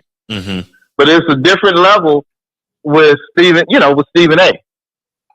And the other thing I don't like about it, the optics of brothers fighting on TV. Yeah, because what that does, that perpetuates drama. Look at these billionaire fighting. They got all the money in the world. We put them in these positions. We put them in these platforms. They still ain't gonna act right. I agree, said Bubba, but sometimes you gotta check a nigga. Sometimes you gotta check a person, man. You just gotta check. Sometimes you gotta check. I got you. Yo, bro. I know how well Baltimore roll, brother. I got you. But at the same time, we not in them spaces no more. We can't do like that. No, that ain't about from Baltimore. It's not about where you're from. Excuse me for saying the N-word, but I'm think I'm outside with the homies. But no. But I got New York. I'm just saying. Sometimes everyone has that breaking point. I'm telling you, everybody cracks. Oh yeah. So let me jump in here. Pause. Let me ask you all this: how come this breaking point? And this is my thing. With all the physical abuse LeBron has taken throughout his 22-year career, and we know this, why has this breaking point only come 22 years in with a small reporter? That's what I don't get. And again, I'm not advocating for brothers to be out here fighting. It don't matter. Seriously, when I say hold on, I'm sorry, said brother. Let me say something real quick, bro. Go ahead, Bruce. On some real. Let me be real. When I say I wanted LeBron to crack his job, come on, I want real. I don't want LeBron to crack that man. No, I know you're not saying that. Right. What if he would have? I would have been mad at him. Goddamn. But come on, y'all. It's not about wanting brothers to fight. Sometimes you gotta. It was just you break the point and you just gotta check something. Come on, everybody, man, you check somebody before this irking the hell out you before. I get it, but he's never checked anybody else though. Okay. That's what I'm saying. Let me say this too, though. Yes. Bruce, why you don't get that part? He don't respect them. Go ahead. Right. I think he's a coward, but anyway. Let me see this. Now, when he checked them, Brucey, that man just got $100 million for Disney. Right. Think about it. Right. LeBron got a professional PR person. That brother don't move. He don't move reckless at all. Everything that man does is calculated. I've watched him over the years. He went on Pat McAfee to shoot a shot. Mm-hmm. In other words, Stephen A., I ain't finna go on your show. I'm finna go on this man's show, and I'm gonna stunt on you extra. As he should have. Social media. He did the social media thing. After Stephen A. say he gonna pull up and swing on him. Then you see Stephen A. boxing. Then I drop my head. So why didn't Stephen A. leave it alone the first time when he addressed it? When he was on ESPN about as a father, I respect LeBron. Then he talked about I had a week to sleep on it. I'm gonna have to come back. I got something to say. Cause come on now, it's fake. It's fake. Why not leave it alone the first time? You stirring the pot. Thank you. Stirring the pot. This is what we don't want, but this is what they don't want to go, Brucey. Stephen A. got at it. Stephen A. got a big ego too. Yeah. And when he on that Taylor Swift, he's telling his part. But see, the thing, I don't like them going against each other. It's a deeper political reason. Yes. And this is when Bruce said, well, why you say a lot of people in the black community dislike Stephen A? Okay, when you get friends with Sean Hannity, Megyn Kelly, Bill O'Reilly, they prop you up to be the next president. You talking bad about LeBron. Now guess what? They want to talk bad about LeBron. So would it have been better if that was Skip Bayless instead of Stephen A? Would it have been a difference? Nah. But I think it would have been more understandable. Not different, but more understandable because Skip been going at this dude every day for the last 2 decades. But guess what, though? But this is all, I give Skip credit. Mm-hmm. For 20-something years, Skip really never got personal with LeBron. Yes, he did. He called him Prince James. He has a nickname as far as him being outside the court. Mm-hmm. All Skip done is commend him. That's all he did. Outside. Right. He even put him above MJ. But maybe Skip doesn't know the stuff that Stephen A. knows, though. Remember, Stephen A. is like in the weeds. He knows a lot. And that's one thing I'll say. He knows a lot and does not talk it. And Allen Iverson to tell you that. So that's the other thing. Obviously, we can't comment because we don't know, but imagine the stuff Stephen A. knows about LeBron, which is what irritates me even more about the fact that he's been catering for this dude lying all these years. But now because he's irritated, he want to start talking. I don't like that part of it. I don't like that at all. There you go. I don't understand. You're so militant-minded and stoic in your mentality and your beliefs. So you're a militant guy. You're a militant. You strong. I mean, you're not going to crack. You're going to remain stoic. Understand what I'm saying? Hey, Brucey, you got it. You had a hot moment on national television. Man, stop it. Hey, Brucey, you got a crop. Hey, boy, man, I was like, what? What? Hey, in the palace. God damn, that's how y'all making it seem. Shit. But yeah, I'm gonna go though. But LeBron ain't my king anymore. That belongs to Steve Splendor. King of the chat. He's the king of the chat. That's right. Yes. That's right. Yes. Steve Splendor's my king now. I no longer worship LeBron James. I try to worship a man who looks at another man's tighty whities and ice cream and ice cream. I tried to bow down to Steve. Steve said we don't do that around here. So Steve is my king, and I will leave it at that. And hail to the King Steve. Oh my goodness. Hail King Steve. All right, Chief, man. Great call, man. I appreciate you, brother. All right. Laker Nation, let's get it, man. Laker Nation, call, man. Oh my gosh. Man, that was Transformer calling, man. What Transformer, you out there, please call in, brother. Seriously, because me and you, both of us, been sick of Bruce lately. And this goddamn shenanigans. Man, I'm sick of this whole story. Man, that's my guy, though. See, we was trying to click. Hey, the inboxes get nasty, though, boy. I'm telling you. Hey. No, this was... Laker Nation was good, man. Hello? Man, why can't I hear y'all? Can you hear me? Laker Nation? Can y'all hear me? Yeah, I can hear you. Damn, what the hell wrong with this damn phone? Man, call back, man. Laker Nation, call back, man. I don't know why you couldn't hear man, it. Our inboxes could be on Patreon. Oh man, yeah, y'all don't want any parts of that, man. This was light work compared to that. No Caitlin Clark, Andrew Reese debates. Oh man, Laker Nation, can you hear me? Yeah, I can hear you better. Okay, there we go. What you got, brother? I'm staying over my speakerphone. Yeah. What you got, man? Yeah, my phone over here acting like a swap meet phone. Shit, Damn. thing was too damn expensive. All right, what you got, man? Man, I got a few questions. For y'all, man. It was a long debate, but I got a few questions for y'all. First one is for you, Brucey. Yes, sir. I mean, you made a comment in saying that Bruce wake up with LeBron on his mind, and and how he talk about his Bron, but I'm gonna say it like this. Okay.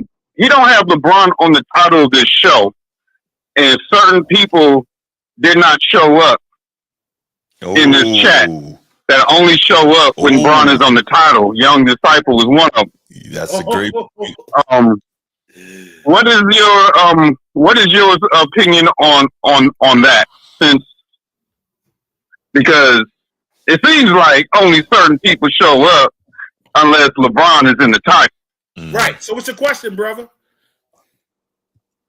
That's the question.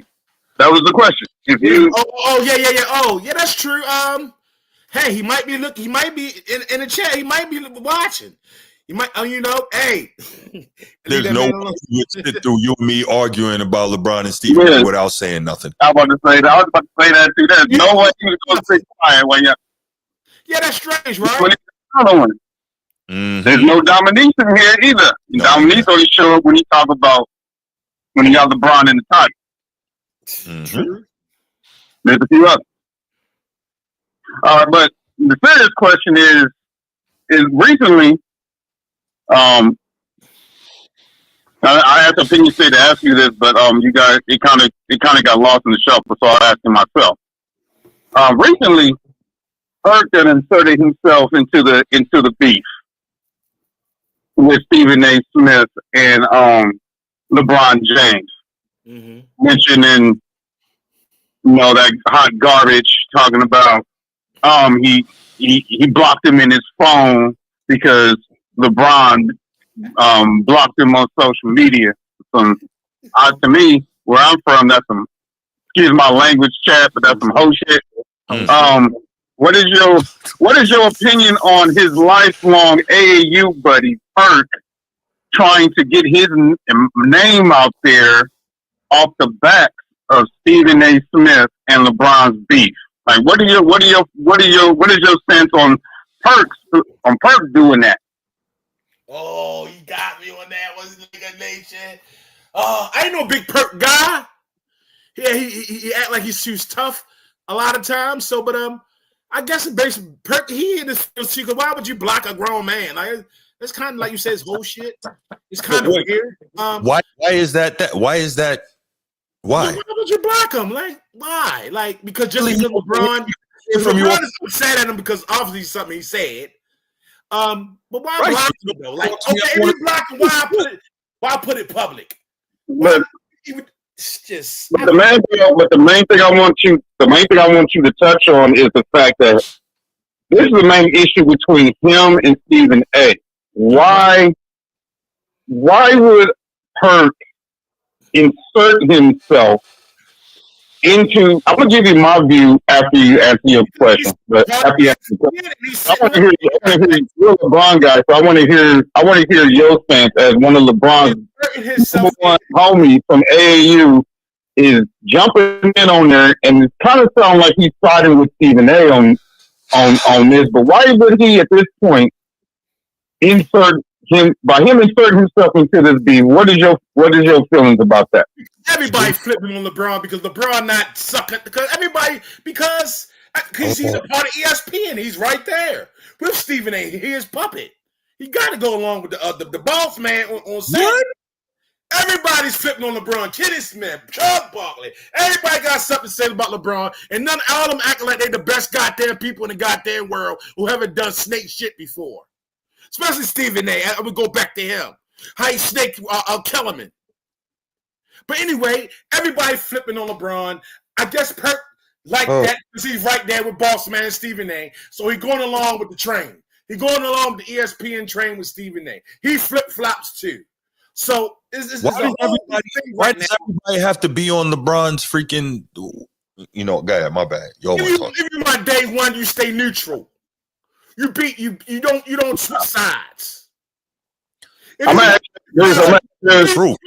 If you want to criticize me, keep it in the middle. Keep it in the middle. I'm gonna get your stance on that too, Bruce. When Bruce is finished, I'm gonna get your stance on that too. Then I'm gonna get mine, and then I'm gonna ask my second question just for you, Bruce. Kendrick Perk is right there, and he's going along with the ESPN narrative right now. He's going along with Stephen A. Everybody has an opinion about something. And I seem like in the world, I'm the only one on the side. Me and Gil and Nick Wright and Shannon. Shit. That's a damn. We the four amigos. But yes, he got to because Boss Man, they're sitting right there with him, and it's all scripted from the beginning. Basically, go ahead. I'm done. Yeah, I can respect your point of view. Like he's siding with his boss. He's $100 million man over there on ESPN. But Bruce, your question: What is you're an East Coast guy too. What is your stance on the same question? Like what Perk did? I don't think Perk did anything wrong. All Perk did was tell the truth when asked about it, right? Perk also didn't volunteer this whole thing about, getting blocked and all that. Stephen A. pulled him into that. So, I don't know if he was supposed to lie on TV right there, but whatever. But no, I don't think Perk did anything wrong, but it's the same thing. Perk told the truth. Bron didn't like it. So Bron blocked him a couple times, right? This happened maybe a year ago. I did a show on it. And then you saw Perk kind of come back around, which I guess he got back in Bron's good graces, however that happened. And now I guess he told the truth again at some point because Bron unfollowed him or whatever. He's like, yo, I'm done with this. I don't need this crap. So I blocked him. Hey, listen, you don't want to hear from me. You don't want to speak to me. We don't have to. Cool. I got nothing to say. I don't see anything wrong with what Perk did. Nothing. Okay, so you standing on the fact that you just feel like Bron being emotional about the whole situation. Absolutely. And you feel like Perk is standing on business by what he did. Yeah, you cannot push your kid in the street and then get mad when somebody comes and hits him with their car. It's that simple. This is really what it's all about. You're getting so upset because people have something to say about Bronny when you pulled that kid into the spotlight and you didn't need to. It's that simple. It's that freaking simple. Hey, shout out to Eddie. Every time you say amen, look next in the chat. That's the I'll cracking up. Don't do that. That's just fun. Well, my stance on it is I just think he's trying to get clicks and get his name out there because this shit's going viral between him and Stephen A. That's my opinion. I'm just trying to make a business move. I don't think you right now. Hurt yourself into this, and I don't think that works that way. I think he's just inserting himself. Perk is not big enough. All right, but yeah, go ahead. All right, Bruce. My question is: take overall, just take your personal feelings towards LeBron aside. Okay. All right. I mean, I'll have just take the GOAT debate feelings and all that out of the side. Just on a man-to-man level. Okay, I'm asking this on a man-to-man level. You don't think it was because there's this long standing beef is way goes between him and Stephen A. goes way beyond this. It goes back to the early days when Skip was there. But I'm not going to go into details about that because it's not what the debate's about. It's about what's happening currently. So pick that up. All right. Stephen A. has gone on record telling people, if you don't have like what I have to say, you know how to find me. Yes or no? Yes. So you don't have no. So why you don't have a? So why is there a problem with LeBron checking him on site when out of Stephen A's mouth he done told these athletes, you have issues with anything I say, you know how to find me. How was that a sucker move? So I've explained it time and again. The reason why I feel it's a sucker move. Yes, he says it constantly. You know where to find me. I'm at the games, blah, blah, blah. Cool. The reason it's a sucker move, very simply, is because LeBron did it in such a way that he wouldn't have to deal with any response. And I'm not talking about physical response, obviously. That would be stupid. But no, he didn't have to deal with any response. He walked over there during a timeout. You know this. You coach. A timeout is 30 seconds. He cursed him out for 30 seconds and then he walked away. So what opportunity would Stephen A have had to respond? He didn't give him that opportunity. And that's why it was a sucker move. I did not like that. Why didn't he go to him after the game? He still could have got whoever he had filming it to take that video. But why didn't he go after him? Why didn't he go to him after the game? Because Stephen A could have actually responded, but he didn't want that. LeBron only wanted to say what he had to say and move on. And that is a sucker move. Well, you had to move on. So your point of view is because the fact that it happened in the middle of the game and he didn't have no chance to respond, that you feel like it was a sucker move, ain't got nothing to do with nothing else. Yep. The way he handled it. Like, just, cool. You're a man, you get irritated. You want to approach somebody. Cool. But also that's the main reason. But also, as I've said before, I think it was a sucker move because all these years, we never seen him run up on anybody. But then he ran up on the little guy who's not an athlete. I don't respect that at all. I don't respect that. Well, at the same token, Bruce, nobody else has ever said that if you have anything issues with what I say, come find me. Either. But that's cool. But when you playing ball all them years and you getting, like LeBron talks about how he gets beat up all this time, right? How much he gets beat up through the years, right? Cool. You get beat up through the years. I got you. Why didn't you ever lose it in response physically on the court? Because you're not built like that. But you were built like that, looking real tough. Okay, hold up. Don't try to act like my man. Because LeBron is a laid back, easy guy. So why he wasn't laid back and easy with Stephen A? We don't respect Stephen A. And it was building up for years. So all them dudes have been hacking him for years wasn't building up, right? Sucker move. Exactly. I believe LeBron's strong because he's stuck on the court.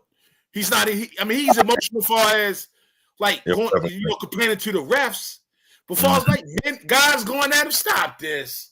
Man, go away, man. LeBron keep calling LeBron soft and all. Man, that man is not soft, bro. Yeah. All right. Everybody has their own views about soft and all that. All right. This is my point. And then you guys can rebuttal to my point, and then I get off. I only had those two questions. Hey, I have no problem with how anybody handle their business. Just, be able to, handle the consequences of your actions. That's how I stand on anything. Right. To go back on what you said, yes, I do coach. But if one of my players get out of pocket and approach a fan or somebody's in the stands that paid their money to watch me play, I have an issue with that because it interrupts the team culture of what we're trying to establish, what we're doing on the court. What you do outside of that, that's on you. The only issue I have on that is that was his place of work and that was unprofessional. Mm-hmm. I told you before, you keep personal feelings outside away from business. Mm-hmm. But you're there to handle business. You handle the business. You keep that outside of business. All right. The last thing I want to approach, I know you guys talked about the Pat McAfee interview. I have no issues with him doing that either. And you guys can respond to this too. But my issue is the timing of it and the content. To me, there was no basketball or professional way of retorting of anything. I just think that was just like some barbershop talk for you to, hey there, for you there to just sit there and clown and take shots and make yourself look even worse than what the public already reviews you as it is. So if you want to do an interview, that's fine. There was a point where somebody's popping off at you. Yes, you have to respond, but the timing of it, in my opinion, was bad. I didn't like the timing of it, and I didn't like the content. I love the time. Though the timing was beautiful. That's be petty. We want to be petty. Petty for petty. Eye for an eye, right? Everybody has their differences. Come on, Brucey. Brucey. Keep it a buck. Keep it a buck, my nigga. You're not a grown man talking about another man's draws and shit on TV, man. That's some petty hoe shit. Man, that man was goddamn. Are we securing our manhoods or not? Not like that. Nope. I would never talk about no crap like that. If I had a problem with you, Brucey. He was being funny, man. If I had a problem with you, Brucey, and I went on TV and I started talking about your drawers, eating cereal, and all that shit. And you trying to say you in that? Trying to be funny, man. Goddamn. Nah, you wouldn't have no issue with that. Nah, man, that's real substandard. Nah, no man should be talking. I don't got no problem with him saying the Taylor Swift tour because that's what it is, the Taylor Swift tour. That means going on podcast. Right, you talk about somebody sitting on the couch and they tighty whities eating ice cream paws. Like, what do you? Why would? He said ice cream. Why would you even be thinking about that as a man? He said ice cream. I'm over here thinking about Cocoa Puffs. That was somebody just get on that. Real talk. Why would you even be thinking about another man in that fashion? What the hell is that? Go ahead, man. Don't try to make it seem like he's... No, I'm asking a simple question. Have you ever... He said it in the context of a joke, Bruce. Goddamn, you goddamn militant. You're a 5-star goddamn general, Bruce. You think different than a happy-go-lucky guy from Akron. He thought it was funny. It was a corny trying to be funny. He was being corny. You're a military guy. You don't play those type of games. Listen. I've been corny plenty of times in my life. Not like that, though. Go ahead, man. Brucey, my last thing I'm gonna say is I'm gonna get off, Brucey. I'm gonna let you respond. Yes, sir. I coach teenagers, and they're the most outspoken people in the world. Yes. I asked them, like, what did y'all think about that interview? And what they brought up, they was like, man, that's some gay shit. Why are you talking about that man draw? Okay. Right. These are coming from 12-year-olds. Okay. We're gonna leave that right there. We're gonna leave that right there. Laker Nation, I appreciate the call, brother. Thank you so much. Quit being all PR on me, bro. Listen. Nope, we're gonna leave that right there. Nope. Quit being all PR because I said the G word. Yeah, yes, absolutely. Yup. Oh, come on, bro. Hey, man, it's not my rules, man. That's these people, not your people. These come people, on, you know the people. But look, we're gonna leave it. Opinion stated. Get your man on the right path. No, that's cool. No. I need this channel. I put a lot of work into this thing. We all do. But listen, we'll get him canceled, bro. He gonna bleep that out. He gonna bleep that out on the replay. I know what you gonna do. I appreciate it, Laker Nation. Thank you for the call, brother. We're gonna leave it right there, man. Yeah, we're not doing that, y'all. That's not how we talk on this channel. Nope. All right. Let's go ahead and we're gonna wrap it up right there. Damn, it's 3 hours. We're gonna wrap it up right there. Man, this is probably one of the most lively shows I've ever done. Man, normally y'all know I try to stay calm and cool, man. But Bruce, yeah, man, he brought the fire out, man. He brought the fire out of me today. So that was something. Hey, wait till that Angel Reese and CC conversation. Ooh, yeah, that's gonna be a good one. That's gonna be not too long from now. Yeah, Season starts So yeah, we gonna have that one. How many more months we got for football? God damn it! Nah, that's gonna be a while, man. We got so about August time, man. Hey, man, I want to say my opinion stated. I appreciate you, brother. God damn, you're a really good moderator. Fantastic job, man. Yes, did a great job, man. What's hand? With a hand clap back on the button, man. Hit the button, man. I appreciate you, man. It was fun. Damn, man, it was fun, man. I appreciate you, man. Yeah, hey, I definitely appreciate y'all, man. I appreciate the invitation too, and I appreciate, like I said, man, I respect, people's opinions. I respect you for being 100. Well, I'm not Steve called it, but see, okay, the Duke game get ready to come in. Look, you ready to watch your boy, Cooper Flagg. You got a side for that. But yeah, I was gonna say, bro, I appreciate you for being 100, man. You know what I mean? Like every time since I've been a fan of this show, you know what I mean? Whether you in the chat, man, or whether you calling and going at Bruce neck, man, I've always appreciated your candor. I always say, when he go right, I gotta go left. Can't go right. Right. Oh, let's take this Steve real quick. We gotta get Steve to close it out. Hey, Steve, last one, man. What you got, brother? I was gonna let y'all wrap it up, but everybody started bringing my name up, so I had to call in. Let it go. I was gonna let it hold up, Steve. Wait, Steve. Wait, I got one question. Do you have on sneakers today, or do you have on some decks? You know what I mean? What you got on? Wait, what? I think you're gonna trigger me in the same way like your nation said. If you're on the couch eating ice cream, Steve. Oh man, you hate me. No, you're gonna get from yesterday. Yesterday he said he don't wear J's. He only wears you know what I mean, like certain kinds of shoes. I've never had a pair. Oh, you said shoes. I thought you were talking about the LeBron thing. Oh, no. It's how about your shoes? I wore dress shoes to church earlier, and now I'm in my flip flops. I'm ready for the barbecue. Oh man, what you got, Steve? What you got, brother?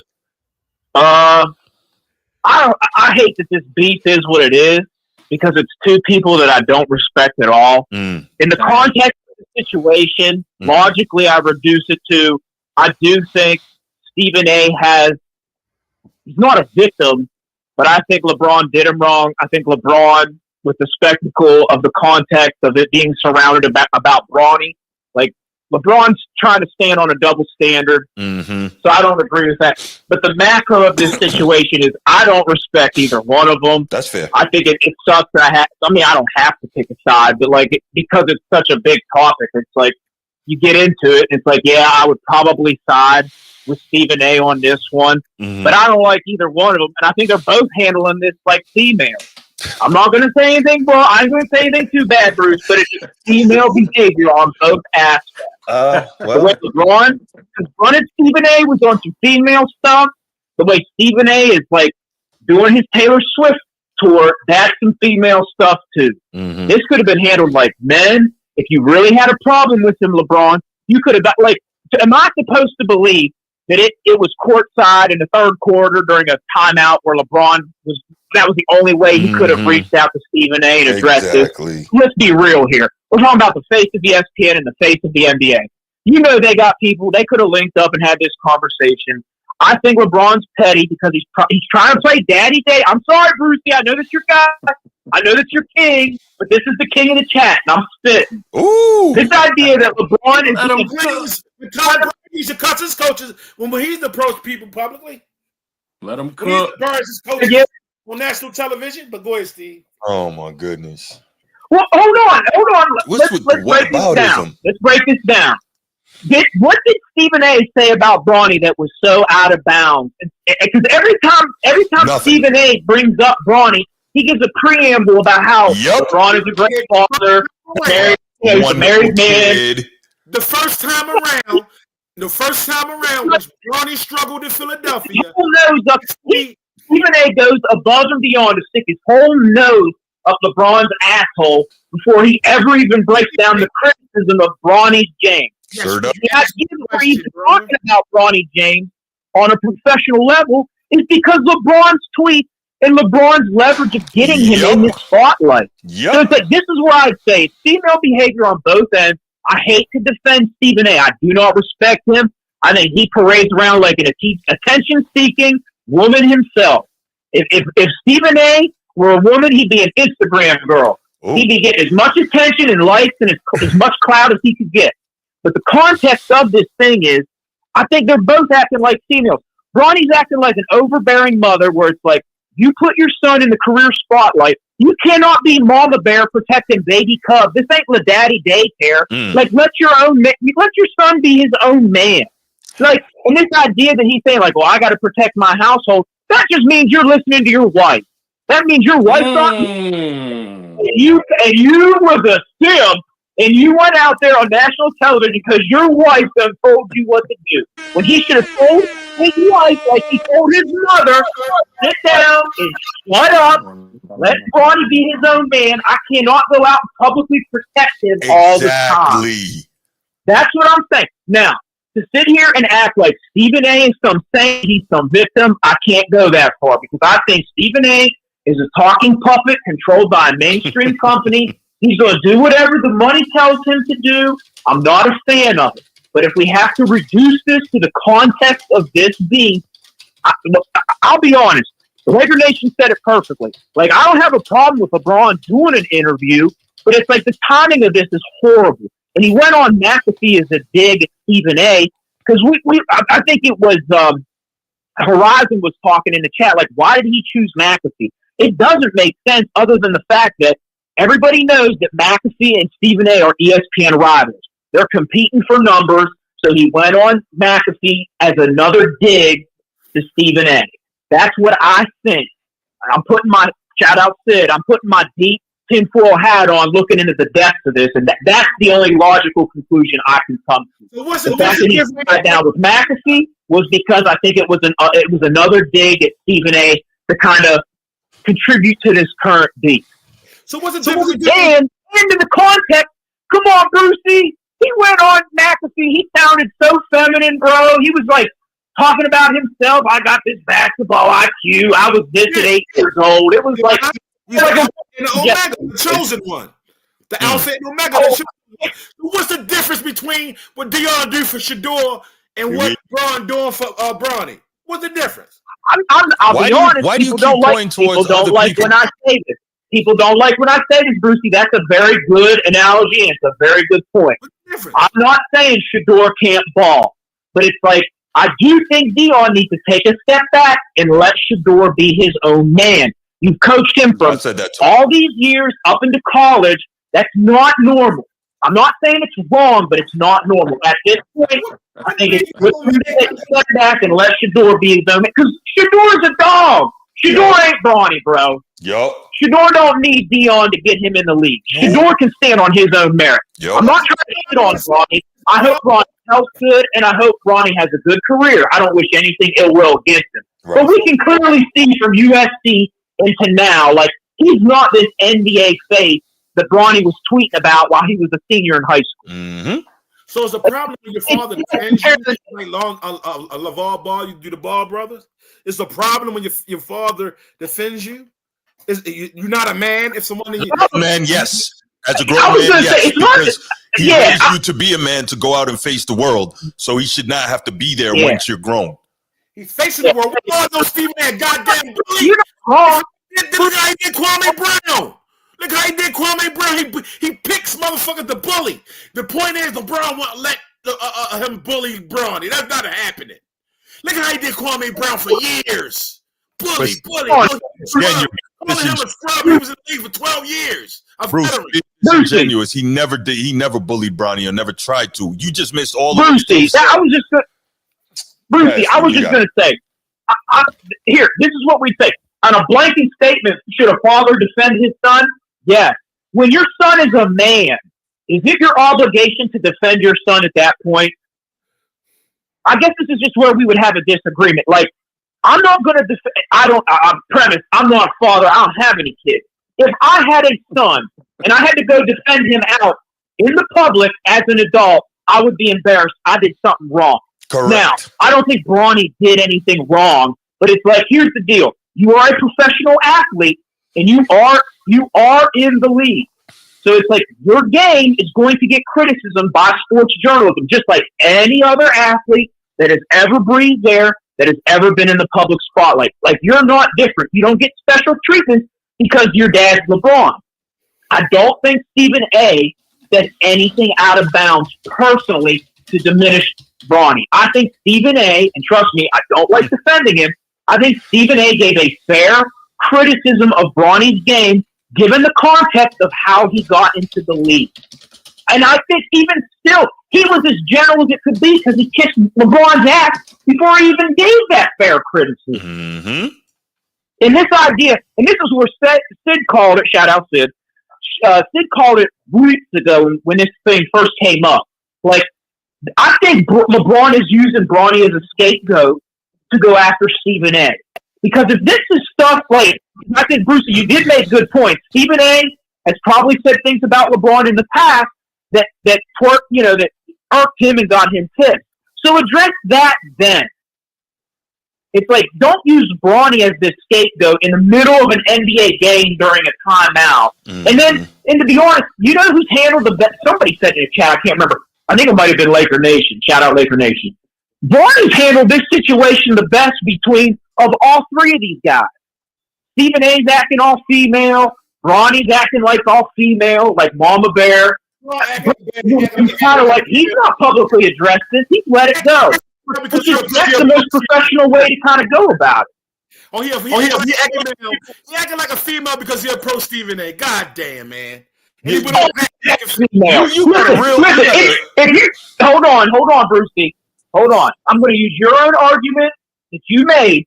Is this female to go up and be all talk in front of us to make a spectacle of beef? Or if you really got beef and you're really about it, you ain't just going to go up and be a talking box so you're a spectacle. If you're really about it, you're going to do something about it. That's what makes it female.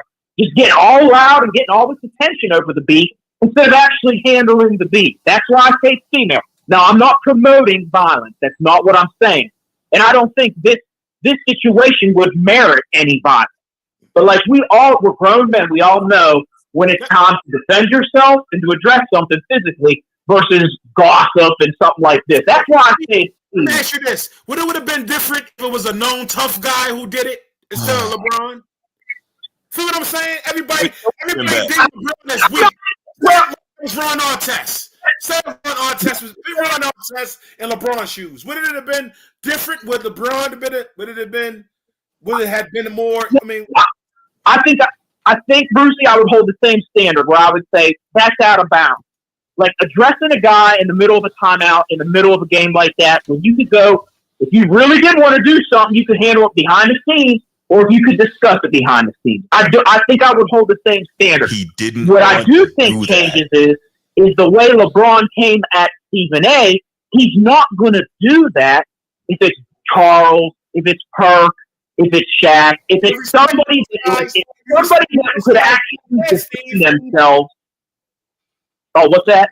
He respect those guys. He don't respect Stephen A. Bruce. That's an excuse you're trying to make. That's fair. And I can understand why you would have a short fuse from somebody that you respect compared to somebody that you already dislike. I think that's a natural human instinct where it's like, I just don't like this cat.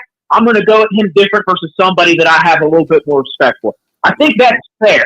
Like, that's a natural human proclivity. It's like we have favoritisms, we have biases. That's fair.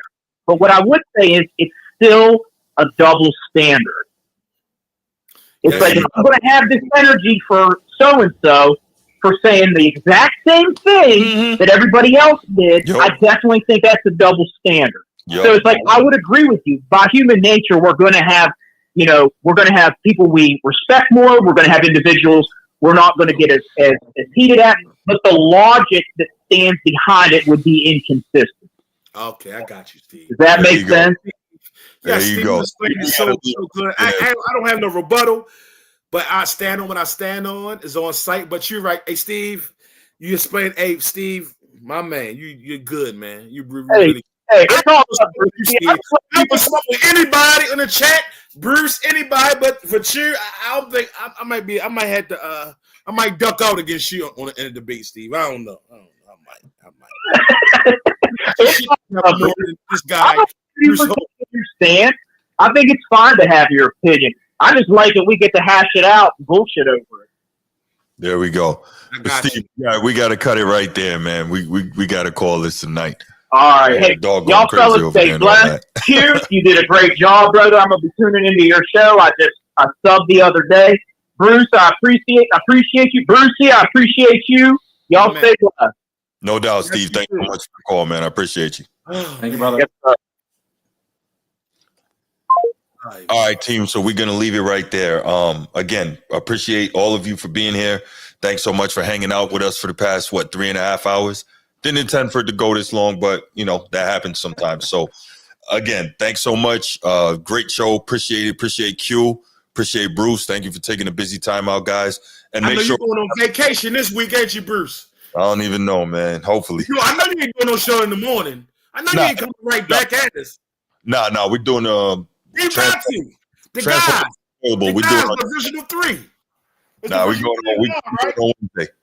Monday. I'm sorry, Monday. You ain't doing nothing tomorrow? Nah, no show tomorrow. Transformers not gonna be around. So he asked if we could push till Monday, so we're gonna do that. Great, but yeah, everybody, y'all have a wonderful night, man. I'm gonna go eat and watch this game.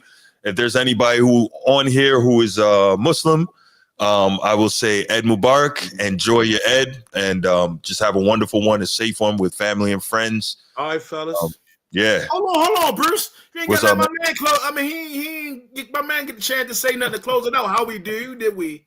Oh, Q? Better. I need some credit. What we did wrong? Go offline, man. Show's over. We critique offline. Bruce, have some damn patience for the viewers, Bruce. Good night. We love y'all. All right, man. Bye, man. Bye. Blessings.